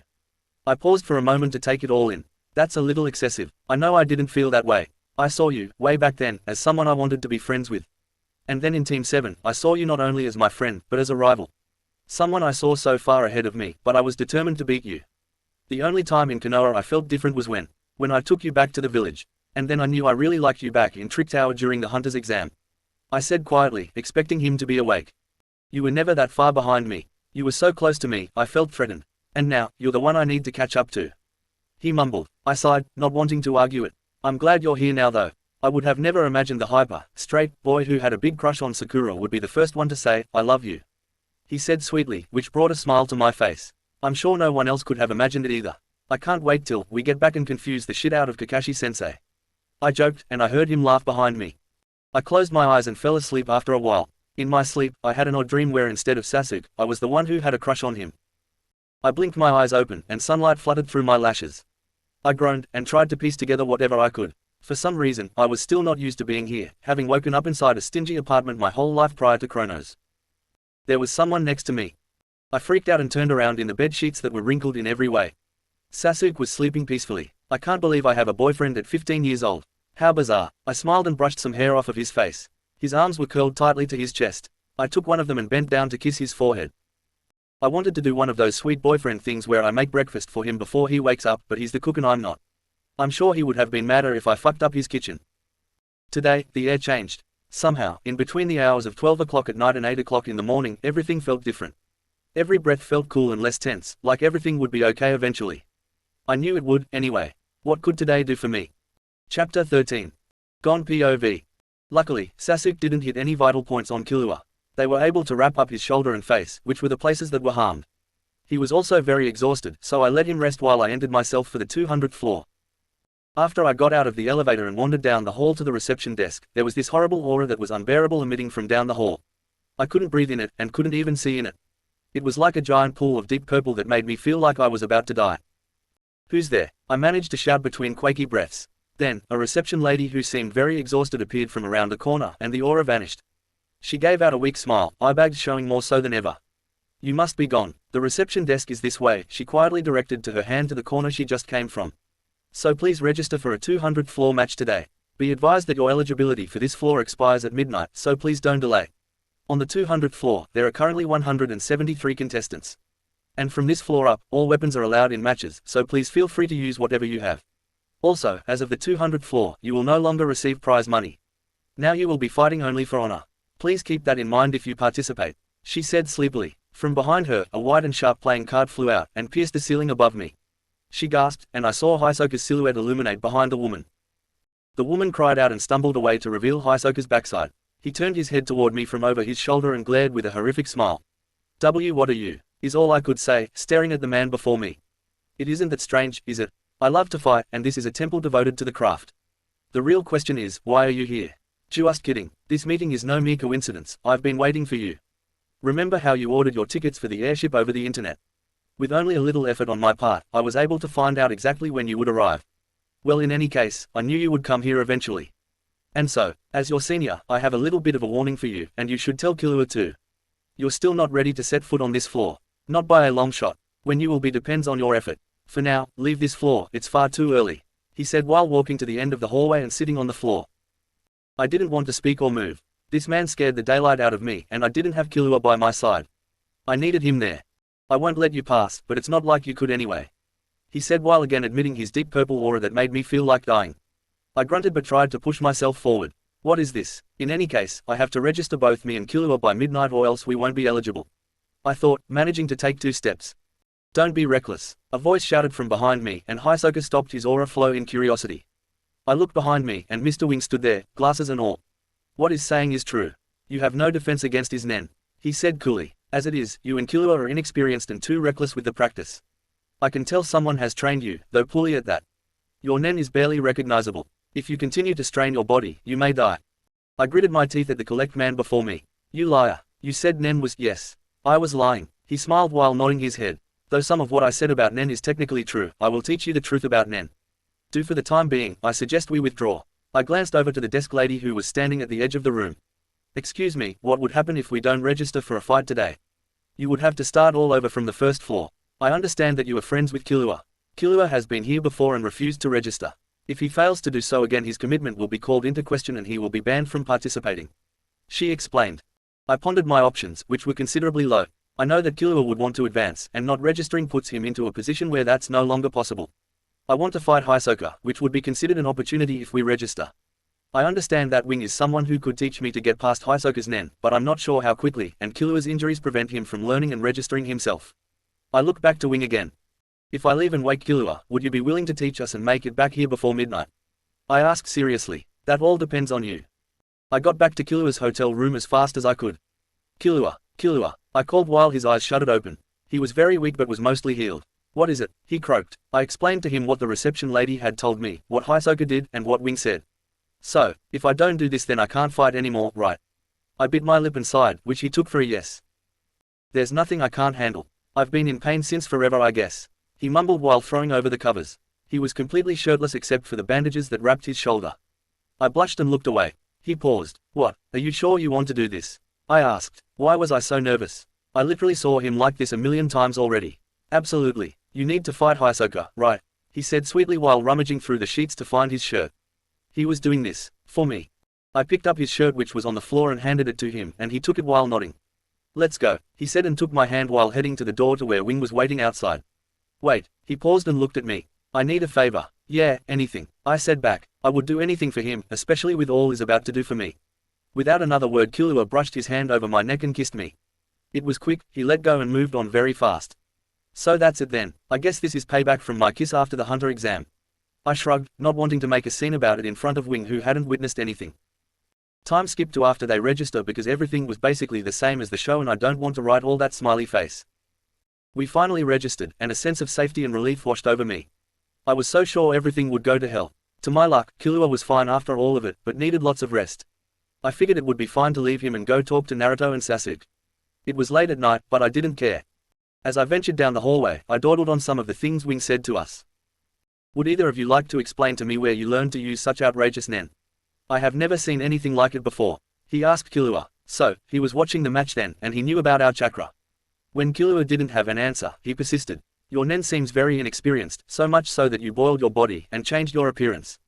Don't think I didn't notice. Would you mind telling me how you created 50 clones of yourself? Because it's impossible. That's not something one could just do, especially with such inexperience. He ranted, apparently shocked but annoyed. Neither of us had an answer for him. Killua and I would occasionally glance at each other in worry, but still in silence. Finally, I gave in. We learned it from a friend. It's very private, and we'd rather not explain any more than that. I said, not wanting to exploit our otherworldly friends.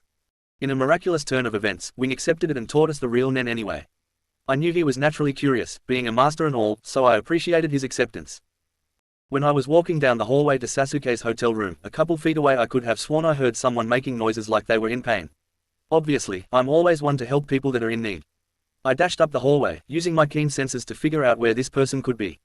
I stopped very suddenly when I heard them from right next to me, in what I thought was Sasuke's room. Oh crap, Sasuke's hurt, he's in trouble. Had Killua heard him during the match, and no one saw it? I didn't even wait to use manners, and knock. I slammed open the door which fortunately was unlocked. Unfortunately, though, I walked in on something I should not have. Naruto was pinned down to the bed by Sasuke and they both seemed to be in the middle of something very intimate but were staring at me dumbfounded. I immediately turned away but then realized I needed to shut the door, making me turn back and fumble for the handle 5 times before grabbing it and closing the door. I ran away down the hall, very embarrassed. You are, sorry. I yelled while running, hoping they heard me. I felt really bad. I criticized myself the whole way back. Why did you think that was a good idea? Finally, I got to Killua's room. I figured I should keep watch of him overnight with his condition. It was the smart thing to do. I locked the door behind me and sat in a chair next to his bed. I watched as his chest rose and fell with his breathing. I think there's something different about him lately. I want to be with him forever, but that just doesn't seem like it's enough anymore. Now, I just want more of him, and watching Naruto and Sasuke has made me see why. I do love Killua, but I thought that was just because he was my best friend, and he seems perfect in every way. I started to drift off to sleep, but I noticed Killua stir. Come here, idiot, he mumbled and tried to reach out his hand but obviously he was asleep. I smiled and climbed over him onto the other side of his bed. He shifted but didn't wake. I woke early in the morning, when the sun was still rising, to find myself attached to Killua's waist. I was very embarrassed, and slowly removed myself from the bed to go get some food. I made myself a bowl of cereal and faced the bed from the floor while eating. Halfway through Killua woke up and stared at me. I stared at him, still eating. So why are you here? He mumbled. Because I wanted to make sure you were okay, so I slept over. Slept over, he repeated, pulling the covers over his chest. Yeah, like in my bed. Yeah, hope you don't mind, but you invited me so. Okay, I stared around the room, looking for something to talk about to get rid of the silence that I didn't like. You'll never guess what happened after you went to sleep. I said. What? He asked, blushing, and pulling the sheet further, probably thinking it was about me in his bed. I went to go visit Sasuke and Naruto, and I accidentally walked in on them. Doing a little more than kissing. He loosened his grip on the covers. It was so embarrassing. I ran away so fast. I explained, acting as if this were a gossip circle. No way, he said, shocked. I didn't really have anything to add on, so the silence consumed me again. I have something I wanna ask you, I said quietly, almost biting my tongue as it came out. What is it? He quirked an eyebrow. I was so nervous I felt like throwing up. I want to know why you kissed me and how you feel about me, because I don't expect you to feel the same or be okay with it at all, but I really like you. You are my best friend, but to be honest I want to be. I don't know, something more. I realized, with Sasuke and Naruto, that I want to be by you forever. I said slowly. The longer I went on, the more Killua's face contorted into sadness. It made me feel really anxious, and I had a feeling I knew where it would all be going. Gon, I think you're confused. I know we're best friends, but I don't think you really understand what, more than that, really is. Killua said, and he wore a sense of pity. He made me feel like everything I said was something to be ashamed of. I did know how I felt. When we kissed, both times I felt something there. Maybe he just wasn't into guys, maybe the kiss last night was more of a joke, something he did to mess with me, which in any case is mean. I was so embarrassed, I wanted to fight back. I squinted my eyes at him. So, then why did you kiss me last night? Were you trying to make some sick joke? Because it's not funny. Killua, I am being so serious when I say that I didn't think of it that way. Killua, never mind. I said angrily and got up to walk to the door. Gon, please wait, leave me alone, Killua, I shouted before slamming the door. Wow, I guess I just ruined our whole friendship. I can't believe I did that. What is wrong with me? First, I go into Sasuke's room and now this. Maybe I just need a break from it all, I just need to go away. I left Heaven's Arena and opted to walk around town. I only walked a block before I saw Sasuke and Naruto sitting together on a bench in their casual wear.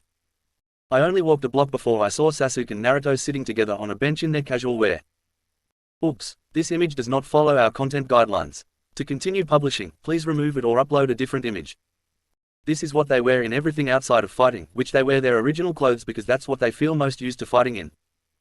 Oops, this image does not follow our content guidelines. To continue publishing, please remove it or upload a different image. This is what they wear in everything outside of fighting, which they wear their original clothes because that's what they feel most used to fighting in. This is sadly the nicest thing I found for Naruto. There were not many options. I didn't want to go too over them, but unfortunately Naruto saw me and obnoxiously made his way over. I would normally appreciate his enthusiasm, but not at a time like this. I thought it would be best if I could take advantage of the situation. Can I talk to you? I asked seriously. He seemed surprised but agreed, and we walked back over to the bench where Sasuke was. I sat next to him and stared at my feet, unsure if I really wanted to talk about it. Well, first, I want to say sorry for walking in yesterday, I said, trying to get it out of the way. Naruto flinched next to me and I saw him share a glance with Sasuke, who was on the other side of the bench. But that's not what I wanted to say. So, I was talking to Killua in his room a bit ago and I told him that I liked him, but he told me I was confused. I don't really know what to do now. I finally looked at Naruto, who was staring at me with a shocked, confused expression. Wow, I didn't think that would happen. I thought he had a crush on you, he said incredulously. I guess I thought the same. I stared at my feet again but was interrupted when the ground below had another pair facing me. I looked up and Sasuke was towering over me. He bent down to my level. Kid, I'm gonna give it to you straight. I don't know much about Killua, but I know he loves you. He seems like an all-around introverted person, so I think he's the one who's confused. Maybe he just didn't expect that you felt the same. But even if that was never the case, you have two options. You can go back to him and try to be friends, or you can change his mind. It's up to how confident you are in yourself and your relationship. I stared at the teen before me. He was so right, in every way. I never thought he would care about these kinds of things. Sasuke shifted and then went to sit back down next to Naruto. We all sat together for another 15 minutes or so watching the street change with the busy people walking by. Then I decided he was right. I made my way back to Heaven's Arena and left the other two alone. Sasuke's right. Even if Killua doesn't feel the same, that doesn't mean we can't still be friends. I know I messed a lot of things up, but if I could just talk to him. Killua stood right in front of me, looking panicked at Heaven's Arena's doors. It seemed like he was looking for me. Here goes. Killua, come here, he said and grabbed one of my arms, pulling me out of the building and leading me along the side of it. We went in an alleyway that separated Heaven's Arena and the next building over. It looked like he was either mad or really determined. Finally, he let go of my arm and stood to face me. It's now or never. Killua, I'm really sorry, because I am confused. I guess I really enjoy you as a friend, and I don't want to leave your side, I explained quickly. Killua shut his eyes and shook his head like he was disappointed in me. Oh no, he doesn't believe me. I don't believe you, Gon. Yup, what do I do? Let me explain, please, he said, aggravated. I nodded my head. Gon, I love you. And I never expected you to feel the same. The way you act around everyone, it's well anyway. If you actually mean what you said earlier, then I'd like that as well, he said. I couldn't believe it. How did he know I was lying? I could have been telling the truth and he was risking everything. But it didn't matter. Because the boy before me just confessed his love and I wanted to kiss him. Can I kiss you? I asked. The two we had before were more like sneak attacks than consensual kisses. Yes. I stood on my tiptoes and he held me up for our faces to meet. Naruto's POV. Sasuke and I were back at the hotel. We would be lounging around for a week until our matches, which we set at the same day. You're so wise, what you said to Gon. I joked to Sasuke, who was finishing his ice cream cone that he bought. He bought me one too. He shrugged, I guess. It's kinda weird that kids feel like that so young. What are they, 12? I squinted my eyes at him. Sasuke, you're 15, I said before taking another lick of my ice cream from the other end of the couch. 15 sounds a lot more mature to me, he said, putting his hands up in defeat. How do you think it went? Not sure. Knowing Gon, he probably asked to be friends again. I'm surprised Killua turned him down though. Sasuke said distractedly. Me too. Hey, what if I turned you down? He paused and looked at me with seriousness. I would have done the same as I'd been doing nothing. We weren't really in the position of true friendship, so I'm sure it wouldn't have mattered. He said simply. I was surprised. You wouldn't have taken your own advice. Like, change my mind. He looked at me with a puzzled expression. You dingus, I did change your mind. Don't you realize I've been flirting with you since we got here? Guess I didn't notice, I said and looked away embarrassed. We both finished our ice cream. I'm bored, let's go do something, I declared. He raised an eyebrow. We just got back here. So, I glanced around the room as if I was looking for something. We could. I pressed my fingers together in a cute sort of way. Make out. Ooh, I like that. Sasuke smirked and waved a hand over. Come here. I smiled and climbed over the couch to kiss him. I was interrupted after only a minute when there was a knock at the door. I groaned and pushed myself off Sasuke to get to the door. Hello, I said, very unamused when opening it. It was Gon and Killua. They were holding hands. Interesting. I opened the door further to let them in. Hey Gon, I see you two are good now. Watcha, need. He looked at me, then shrugged, and walked right in. I closed the door behind them. Well, there's not much to do right now, waiting for our next matches while Killua heals and all. Could we learn more stuff? Gon said while sitting on the floor. More stuff, like, jutsu? I asked. He nodded. I looked at Sasuke. I guess substitution would be a good place to start. Sasuke nodded in agreement. Substitution. Oh, wow, sounds cool. Sure it does. We can practice it outside. Let's go, I said, thinking about training in the woods outside of the city. I led the three of them outside the building. Killua, do you know the way outside the city? We need to train in the forest, like around nature and stuff. Sure I do. It's a good walk though. Might take 20 minutes or so. He reasoned. That's okay. Substitution is meant to be used in situations where you utilize your surroundings. It's not meant to be used in closed battles like Heaven's Arena. I said, so wise. Sasuke joked. I gave him the side eye. Okay, but what exactly is substitution?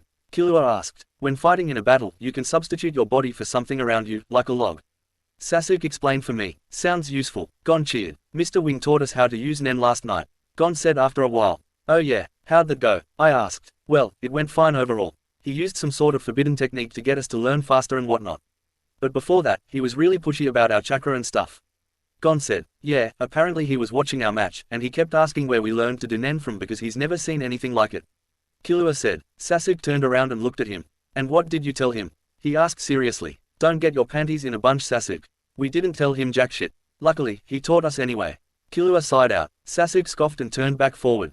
After the never-ending walk, we finally entered a part of the town that wasn't busy and more dispersed, and then it led to rural areas where there were only train tracks and the occasional house. Is this good enough? Killua asked. Yeah, I'd say we're fine. Okay, let's get started. You know the drill, Nen to chakra. Go, I ordered, and the two boys took stances that would focus their energy all over. Good, these are the hand signs, but since substitution is so basic, you're not going to need them after very long. They nodded and mimicked what I did. Watch closely. I'm going to look around and find something I want to substitute. I'll use a log from that small tree over there. After I do, you can attack me any way you want. Killua charged forward and sharpened his hand, slashing across me with it.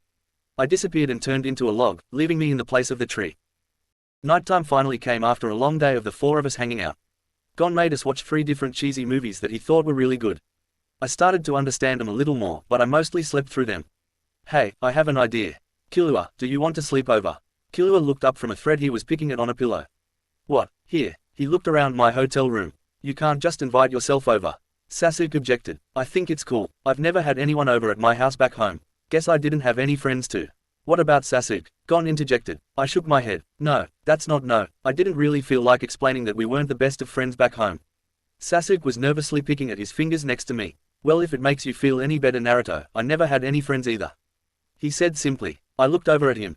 Wonder why that is, Mr. I'm too cool for anyone. Sasuke squinted his eyes and shot me a look. And why didn't you have any friends? He asked. Oh, I don't know, probably because every kid around was told to stay away from the demon child. But I guess you didn't have that excuse. I retorted. He looked pissed. You can't be talking, he said coolly. Gon and Killua whipped their heads between the two of us from the floor, trying to piece together what was going on. Guess I can't. I didn't feel like saying anything else. It started with teasing, but we were both on an even playing field, so there wasn't any more point in fighting. Neither of us had friends. Neither of us had a real family. Despite the small argument, we still had a sleepover in my hotel room. Killua bought something called popcorn from a vending machine down the hall.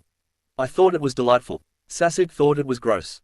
Well, it's like Gon checked the microwave and it said 8:47, almost 9. What do you want to do? Ooh, do you know any games? Sasuke and I shared a look. I shook my head. I never learned any, being left out all the time. I figured Sasuke was the same. Killua, who was sitting next to them, shook his head too. Lame. I know lots. People came and went off of Whale Island all the time, so I always learned new things. Gon said excitedly. Let's play, I urged. We all sat in a circle on the floor. Okay, this one's a classic. Truth or dare. Killua, Sasuke, and I all looked from one another. I know that game, Killua said. Me too. Sasuke and I said simultaneously. Well, that makes it a whole lot easier. Who wants to go first? I was surprised. When he said games, I thought he meant more specific ones. Truth or dare was so basic. Ask me, I said to Gon. He gave me a mischievous grin. Truth or dare. The game started, and I felt butterflies in my stomach. Truth, I said, not knowing what to expect. Gon's smile faltered, but he continued. I guess when did you and Sasuke meet? I raised my eyebrows. Birth. We've always known each other, our mothers were friends, right? I said, turning to confirm with Sasuke. I thought it'd be more interesting. Okay, ask someone, Naruto. I looked at Sasuke. Truth or dare? Dare. I smiled and whispered something in his ear that made him blush like crazy. Got it. He nodded. Okay, ask someone. I said. Wait, what did you tell him to do? Gon shouted. That doesn't concern you. Sasuke said carefully. Anyways, truth or dare? Sasuke asked Gon. Truth. You wuss. Killua said and elbowed Gon. Are you two dating? Gon went pale and looked frantically between Sasuke and Killua. Whispers while looking at Killua. Yes, Gon said. Did you just figure that out? Killua asked Gon. He shrugged. Killua, truth or dare?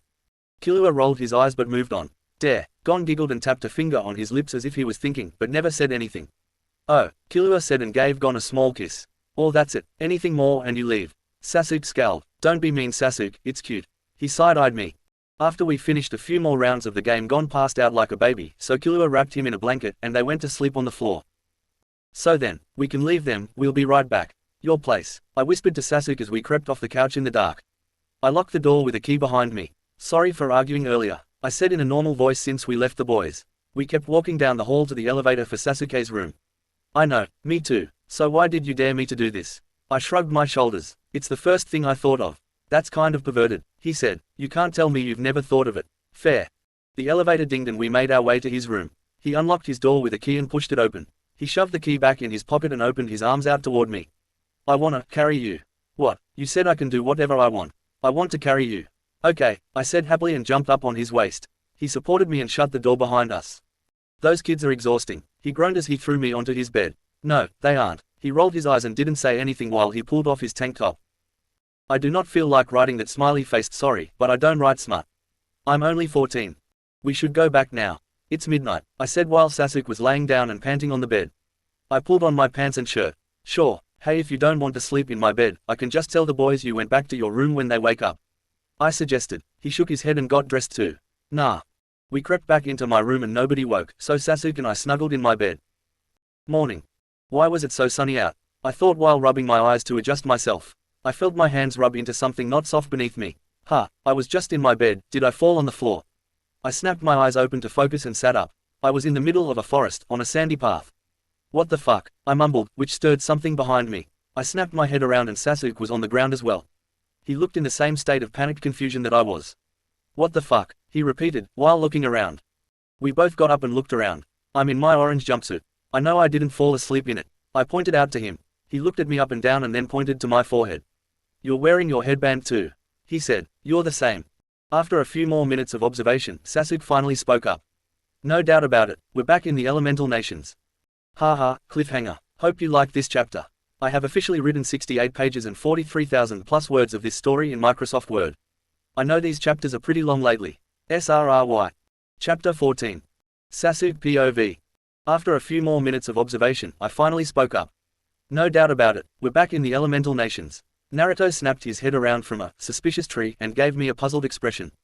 The elemental nations. Are you sure? So the village hidden in the leaves is somewhere around here. How did we get here? He rambled, and I rolled my eyes. My guess Orochimaru finally succeeded at bringing us back, and now we're back to the place Cronus attacked us at. He listened to me, which would mean that Konoha is this way, I said, pointing out a hand to the left of me and following it. I heard a squeal of delight escape Naruto.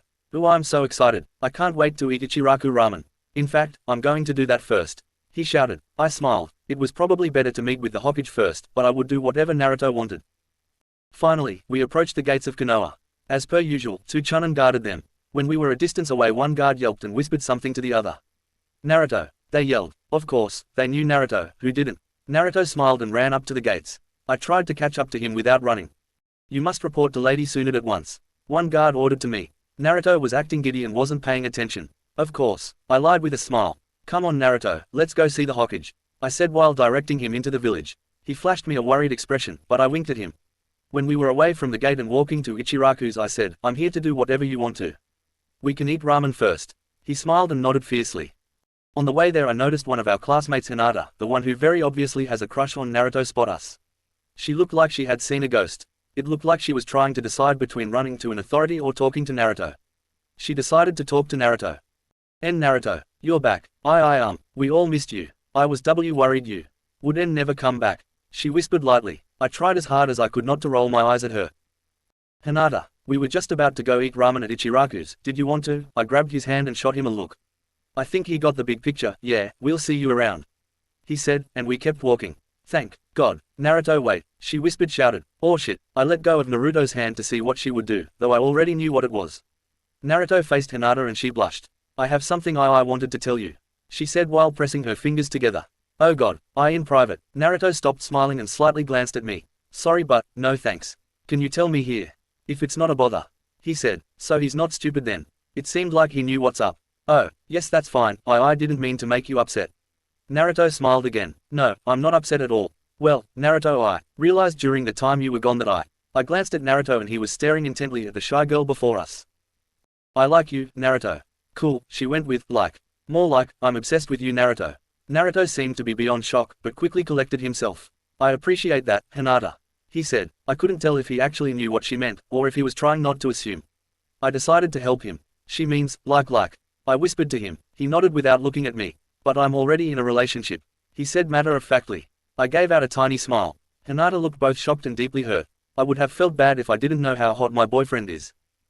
I see. She's lucky, then. You're a great person, Naruto, she whispered. I choked on air at the hilarity of it all. Sorry. Let's go, Naruto, I said and took his hand again and we walked away. We finally got to the ramen stall and Ichiraku seemed to be very surprised to see Naruto. He didn't pay me any notice. Naruto, welcome back son, where have you been? The owner announced. Naruto was jumping for joy and he sat right down. I sat next to him. You know, just away, he said while giggling. The owner grinned wider. Ichiraku cooked up 2 huge bowls for us. Naruto said looking at the size. On the house, the owner said. Too bad, I wanted to pay for him. Luckily Naruto was so delighted to be back he ate 5 bowls, so one still got to pay for 4. You done then? I said after finishing my single bowl. Yup, Fadya, want to do now? I asked him. Well, I guess we held off long enough, we need to go see Granny Tsunade, he said wisely. I guess he was right, it was something we needed to do, though I would rather walk around with Naruto more and avoid people. People I don't like. We headed for the Hokage's office, which was a way away across the village, all the way by the stone faces. The big red building ended the road like a hard truth I had to swallow. I hadn't even noticed I was frozen and shaking until Naruto grabbed my hand and thawed me with a warm smile. Being inside the old lady's office was like admitting that I was home, which is something I didn't want to do. But out of everything that could have happened in the past few weeks, I wouldn't have had it any other way than to have bond with Naruto. Tsunade barely looked up from her 5 mountains of paperwork that swam over her desk. I suspect it was Naruto's flash of yellowish blonde hair that caught her attention, because she immediately dropped her pen and stared at the pair of us.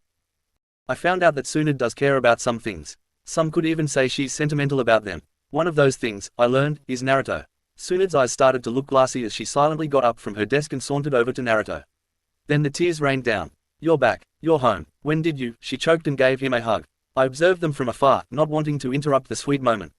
Geez Granny, personal space, Naruto said heartlessly. Tsunade stopped crying and sent Naruto across the room into a wall. Guess I forgot what a Nimrod you are, she said and went back to her desk. She returned to her normal professional attitude and focused her attention on me from across the stack of papers. So, Naruto's summon and Sakura told me some things, though, Gamakichi can only be so useful.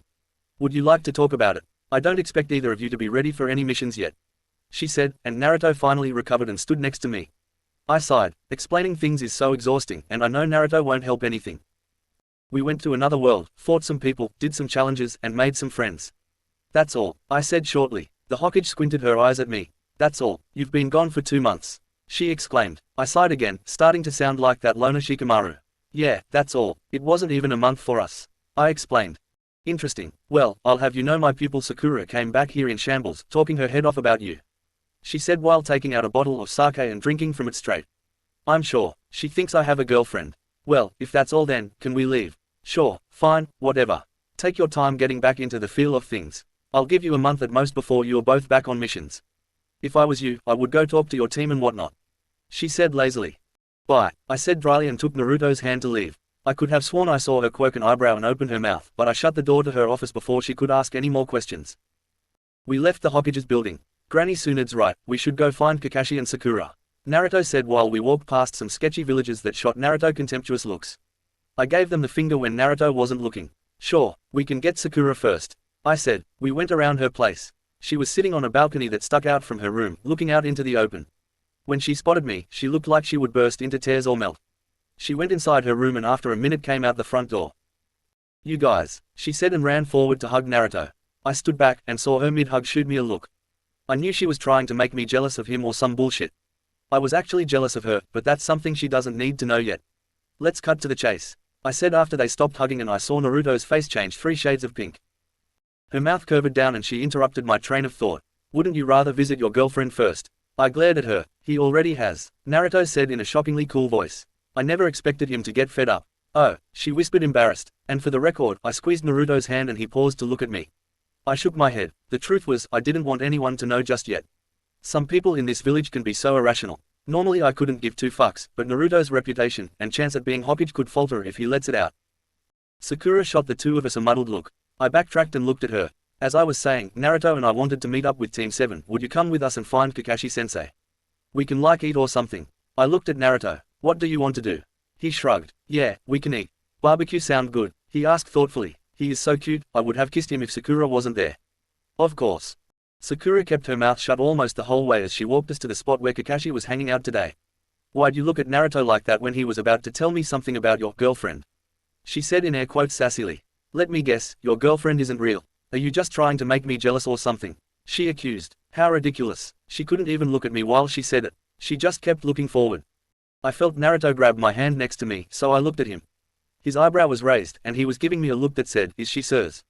I smiled and looked forward again, still holding his hand. Sakura, you're the one who first assumed I had a girlfriend.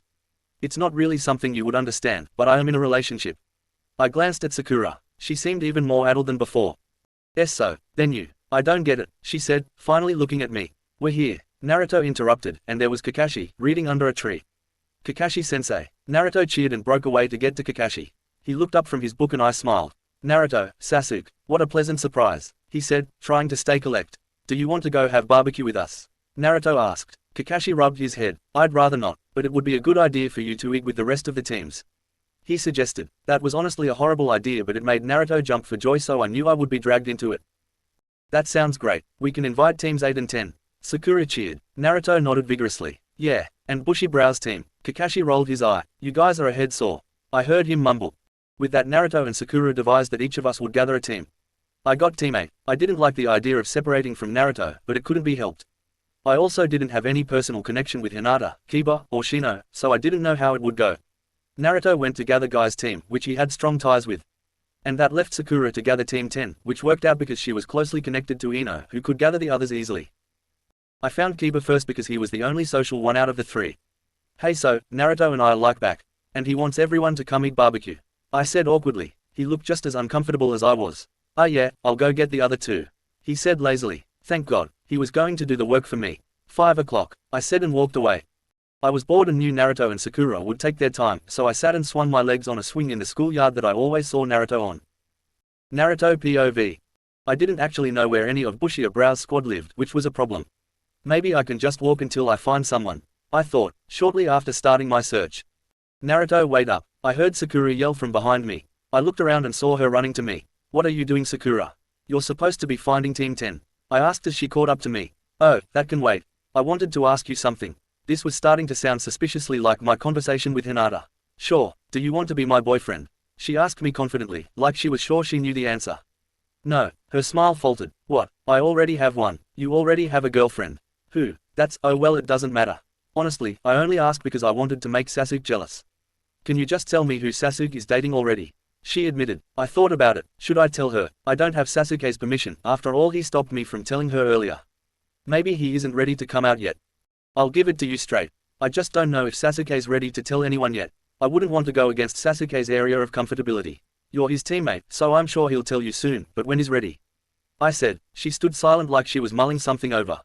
I understand. I guess the both of you have grown so much. We're all 15 now and you guys have girlfriends. Sakura said, changing the mood into something sentimental. I felt so bad. I told her the truth. Sakura, about that. She looked at me with hope. It's not really. I have a boyfriend. I admitted. She looked plain, but I knew her brain was shutting down. I shrugged and twiddled my fingers together. This way I was giving her just enough truth that I didn't feel guilty, but I didn't go against Sasuke. Who? Sakura shouted persistently. He isn't, I mean I'm not ready to say yet. She looked sort of lost. I never thought that you would you are. It sounded like she finished the sentences in her head and not out loud. Well yeah, I mean I like girls, but I really like him too. I explained. She didn't say anything more and just gaped at me. How about you go back to looking for Team 10, okay? I suggested and turned around to leave Sakura with her thoughts in the middle of the street. Hinata's POV. Kiba, Shino and I went to the meeting place at 5 o'clock. Neji and his two teammates were there, and so was Naruto's team. Choji was already eating, and Ino was sitting next to Sakura. I figured Shikamaru would be as late as possible. I accidentally made eye contact with Neji and hid behind Kiba. Took a seat across from Naruto. It was awkward being in his presence, but I still couldn't help the butterflies and enjoyment I felt around him. I could hardly believe he had a girlfriend. She truly was a lucky person. In case anyone gives two fucks, here is a little drawing I made of who is sitting where. Oops, this image does not follow our content guidelines.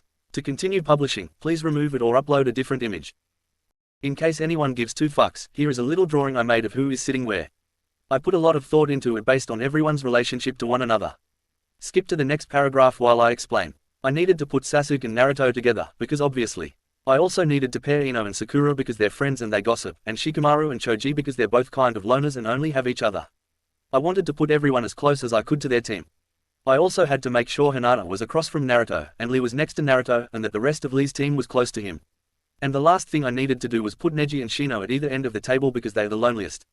So, this was the best I could do. Naruto POV. I need to talk to about something, come here, I said, and I pulled Sasuke away from the table. We went outside. What is it? Sasuke asked. I glanced around the outside of the restaurant. Sakura interrogated. Me earlier. Like, when we all split up. He rolled his eyes. Of course she did. First she asked me to be her boyfriend, and when I said no she told me she only my voice cracked, asked because she wanted to make you jealous. She kept asking who your girlfriend was and I told her you would tell her when you're ready. And as Sakura always does, she assumed I have a girlfriend and… Well, I knew you didn't feel comfortable with coming out, so I told her I have a boyfriend, but she doesn't know who. I said. Sasuke sighed and swung his arms around. Naruto, it's not that I don't want to come out, it's that I don't think you understand that if you tell people, more often than not they won't accept it. It could crush your chances at being Hokage. He said, I'd give up that dream a million times over for you, okay? All I've ever wanted is to be acknowledged by someone, and I thought that being Hokage was the solution. But when you're around, I feel like I'm the only one who matters. He frowned and stared into my eyes. I don't want you to give up. He said quietly and kissed me. I'm not gonna. I will be whoever I am, and I'm going to be Hokage. Believe it. I do, he said while smiling. We just stared at each other while the sun started to fade away. You remind me of the moon. I said, then you're the sun. He replied, I missed you. I said before sliding my hands around his neck and kissing him. When I let go, he giggled. I'm not going anywhere. I know you aren't. I joked with a wink. All right, let's go back. When we walked back to our table, the atmosphere was thick and tense. Everyone was staring at us silently. I awkwardly sat back in my spot. What's up? I asked. Flashback to everyone's POV. Because Hinata was sitting away from Kiba and Shino, she stayed silent as the air filled with chatter. She listened to Naruto. I need to talk to you about something, come here. Naruto said to Sasuke and pulled him away from the table. Hinata sighed. Something's different about Naruto, ever since he came back. Like what happened when those two were gone, did someone die? They're totally different, Ino pointed out, and everyone stopped talking to look at her. Sakura picked at her fingers and excluded herself. Okay Hinata, time to be social. I noticed that too, Hinata said while shyly fiddling her fingers. Everyone shortly conversed on whether or not they noticed the behavior. Most of them agreed. Why are you so quiet, Sakura? Wait, didn't you say you went to visit them while they were away? What do you know that we don't? Ino accused. Sakura's whole face flushed. Well, I found out that both of them are in relationships. Sakura said, not wanting to give anything away about Naruto. I figured as much, Neji said. Who? Ino shouted. Everyone went silent again to hear what Sakura had to say. Oh, well, neither of them would say. Sakura admitted truthfully. Of course they didn't, Shikamaru said boredly. Everyone went back to talking. Shikamaru had his own suspicions about what was happening, being a genius and all. He just didn't care enough to say anything. One of Shino's insects flew back to him. No one noticed. Oh, so that's what's happening. He mumbled. Shino turned to Kiba. I sent one of my insects to spy on them. He whispered, though everyone suddenly heard him and realized he was there. And Kiba urged. He didn't really care, but it was whatever. They're doing something that would typically be considered to go beyond the bounds of friendship. Shino proclaimed vaguely. Everyone let it sink in, wondering what exactly he meant. So like kissing, Kiba said boredly. Shino nodded his head, and everyone started to freak out. Everyone, including all the girls and Lee. I always suspected something like that was going on, Guy-sensei said. That is simply another part of youth. Lee announced. Many rolled their eyes. The bell above the door to the restaurant sounded as Naruto and Sasuke walked back in. End flashback, Naruto POV. What's up? How long have you been dating? Neji asked. I whipped my head toward him. What? I asked. Everyone continued to stare in silence. Me and her have been together for a couple months now, I saw Lee shake his head. You and Sasuke, he explained. My eyes widened. How had they figured out on day one? So much for secrets. About a month for us. I said calmly. I didn't dare look at Sasuke. How did you know? My insects. That one guy with the bugs said. I can never remember his name. Out of the corner of my eye I saw Sasuke hiding his face in his hands. So, you were spying on us? I asked, annoyed. Don't go starting fights, Naruto. Kiba defended. I gave him a harsh glare. You could have just told me. Sakura said somewhere beyond Sasuke, but I didn't look at her. And me, Hinata said. I looked at her, she looked like she could cry. It's none of your business. I don't have to tell you guys anything. I said while shrugging my shoulders, trying to keep my cool. No one said anything. Naruto's right. It's his business, not something we should butt into. Shikamaru said as he stood to leave. Choji had finished everything off already, so he left as well. Ino followed the two. I didn't want to wait and let everyone leave me and Sasuke alone, so I stood and left after the first three. Sasuke followed me out. The sky was bruised with bluish black. My place, Sasuke suggested. Sure, I said plainly. My apartment was always so trashed. He grabbed my hand. I knew that would happen eventually. Just didn't think it would be today. I said. He hummed in acknowledgement. I don't really care what they think either way. He said. I sighed. But it's nice to have friends. I wonder how things went with Gon and Killua after we left. I hope they're not too worried. I said while kicking a rock on the road I kept catching up to. Whatever happens they'll be fine. Sasuke reassured me. The end.